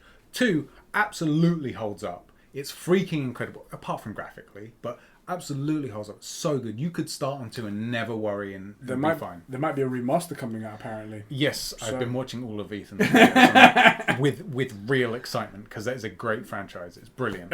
So that's what you're doing at 3 a.m. You're refreshing Ethan's franchise. Any more Mass Effect news? Come on, you son of a bitch. If you're going to play Mass Effect 2, play as a Vanguard. Super overpowered class, so you won't have that issue. Damn. All right. Again, I do like those games. So, Mass Effect 3 and... what was the other one? Mass Effect 3 and Fallout 4. Fallout 4, yeah. Let's get on with this because there is a hard stop on the on one of the podcast services of 3 hours. Okay. So let's do the next one. Is from our boy Cobra. He says, "Why aren't you playing Inverted yet, Ed?" Solid question. That's why you're one of our top bros, one of the best guys on the Discord. Frankly, you're one of my favourite people in the world. Look, great man of fine, distinguished tastes. I'll be nice because he's a big supporter of ours, and he supported us at our Patreon level to get the T-shirt as well because he's such a good bro and whatnot. But you're a retard. That's me being nice, okay? Oh, piss down and the sun's down. That had better be a gift. I'm looking at you guys. That had better be a gift. You've got so many. You're so giftable. Oh, thank you. You're so perfectly giftable. It's not a compliment. Alright, our next guy is Power Drip, aka Hunter. He goes, "Do you put peanuts / any type of nut in the fridge?" Okay, this is a conversation podcast question. We're gonna skip that for the next one. That is going to be answered. Yeah, but on the other podcast. Yeah, on the other podcast right there. Thoughts on the... We said that one as well. So we're burning through these right now. We didn't actually speak about the spec. We should probably say what it is. The spec, but it's quite achievable. It's really quite low, actually. The minimum spec is very low, like surprisingly low. Yeah. Like almost a PS4 Pro can play it. Let me pull up these requirements just here. Or what I mean to say is a PS4 Pro, like in the hardware, in a PC, which is very low, you're talking like a £300 PC or something, can play it. So let me quickly read this out. The minimum is an Intel Core i5 3570, whatever that means. I think isn't that the megahertz? Oh no, it's not. Okay. It's like the series of it. Okay, or AMD. 8 gigabytes of RAM, an NVIDIA GTX 780, so not even like a 1070. That's really like that. Low, yeah. But on the minimum side, on the recommended side, this is recommended, an i7. 12 gigabytes of RAM, again, not that high, no. And a GTX 1060, my apologies. So one of like 2 generations back on a graphics card. This thing can run it on the recommended easily. I think this can run it on. It's between the recommended and minimum, so it's not lowest, but it's at the minimum in between. Which is to say, you could probably play the game on 1440, well above 60 FPS. Yeah, I don't know what level of like detail that would be at. Medium or high. I think it'd be medium, something like that. But that just shows how greatly optimized this game is. They said it's going to be 80 gigs. Is that right? Yeah, so it says 70 gigabytes on PC. They said that's how much space they need. They said. I will say that's. I said that I thought this was going to be a 160 gigabyte game. Yeah, that was my prediction, but. That was because of things like Odyssey, Battlefront 2 being over 100 gigabytes. Warzone being for 120 gigabytes. Right. So this thing is optimized to heck and back. Yeah. Like, this is... CDPR, man. CDPR, yeah. Who else was it I was going to say? Dante. Dante messaged me and he said, those settings, you probably won't be able to play it on any good level for that. Like, the recommendation is probably a 60 FPS setting and probably around about 1080p or something like that. We'll have to see. We'll have to see when it comes out. Benchmarks, and I'm sure Digital Foundry will do some nice stuff. Those recommended settings are at least in terms of PC, are quite an affordable build. Yes. Quite affordable. So, you know. I just realised we're going to get the PS5 and Cyberpunk 2077 on the same day here in the UK. Yeah. Americans are going to have to wait as well for Cyberpunk and whatnot. The problem is... Fuck me, that's going to be a big day. The problem is you and I have some videos that we want to make pretty much straight away. Yes. And I have to be here anyway because your pre-orders are... You got 2 pre-orders, so they'll be coming here. Yeah. So I have to be here. So are we going to do it together? Are we setting up? Plus, there's actually playing the game. Are you playing on the PC or PlayStation? Jesus Christ. Do you know what I mean? I think what I'm going to have to do is I have to play the game on... If I play the game on PC, play Cyberpunk on PC at midnight, all the way up until the morning until we get the fucking package. Don't just all night it. Don't sleep. Anyway, our next question is, Jack, have you ever played Yu-Gi-Oh? And if so, what is your ace in the deck? Cool. It's always Blue Eyes White Dragon, isn't it? Yeah. Isn't that always the one? Or it's the Dark Magician. Oh, Dark Magician as well. The only other card I can remember. White Knight, isn't there one like that? How would I know, bro? It's like you've just activated my White trap Knight, card. third wave feminist. I don't know. So no. Boy. Although I know that people really take that game very seriously, like Apparently, the actual card game. But yeah, not for me. No. And our final question is from our boy Daniel. He writes in and he says, about the whole PS5 versus Xbox Series S/X, a lot of people are saying that this is enough to make the a competitive generation. But in my opinion, this won't change much unless they announce Elder Scrolls 6 will be an Xbox exclusive. And then Elder Scrolls 6 is a long time away. Yeah. We could be getting God of War 6 by the time that comes out. Oof. It's going to be a stretch, but I get what you mean. It's probably a long way out. Also, it means that the Xbox Series X is selling much better than the Xbox Series S, which I expected at the start. I didn't expect it, but because of the supply constraints on each one, I can see now how that worked.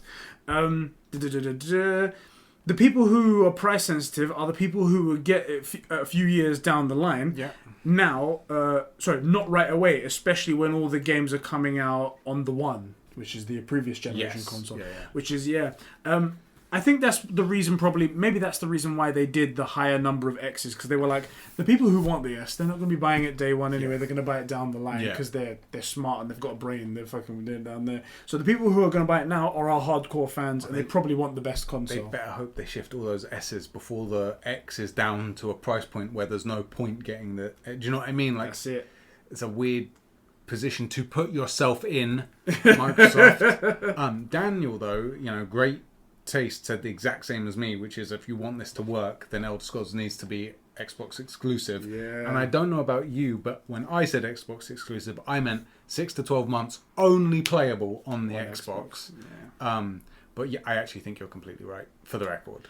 The thing is that PC guys already think that people on console are terrible for buying into exclusivity and stuff like that. Yeah. They was like, why would you buy a console? Because it's all exclusive. It's like, well, we buy it because they have the best games on there. Yeah. You're not going to get the God of Wars and the Last of Us. How did you and enjoy stuff Red like Dead? That. Exactly. Because that's where the best place is to play. That's why we play it there. You guys can moan about that, but they will moan about it even more if they make it... of course. Elder Scrolls 6. They'll be like, you see, Xbox came in and they ruined our fun. That's what they did right there. Let's not buy Game Pass because of it. Just shut up and go back to playing Counter-Strike despite buying 500 games on Steam sales that you're never going to open, right? Yeah. Go back to CSGO and fucking Overwatch and whatever they play. What do they play? Valorant. That one, yeah. Minecraft and shit. That's the thing. They're gonna play CS:GO and Valorant the whole time. They're gonna play anything else. Exactly.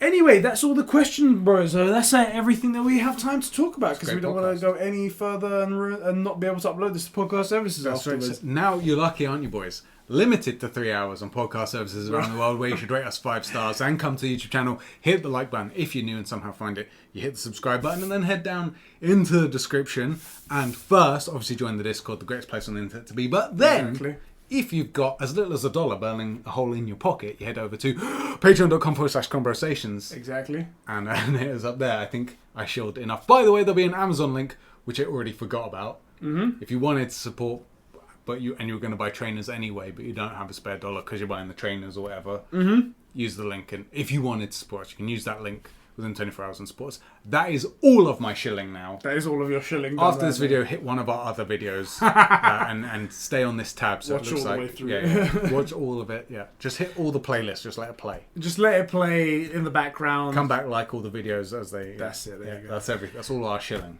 Thank you, bros, for checking us out here today. Thank you for sticking with the podcast, and we'll catch you guys in one of our next episodes, bro. We will. Catch you next one. Catch you next one.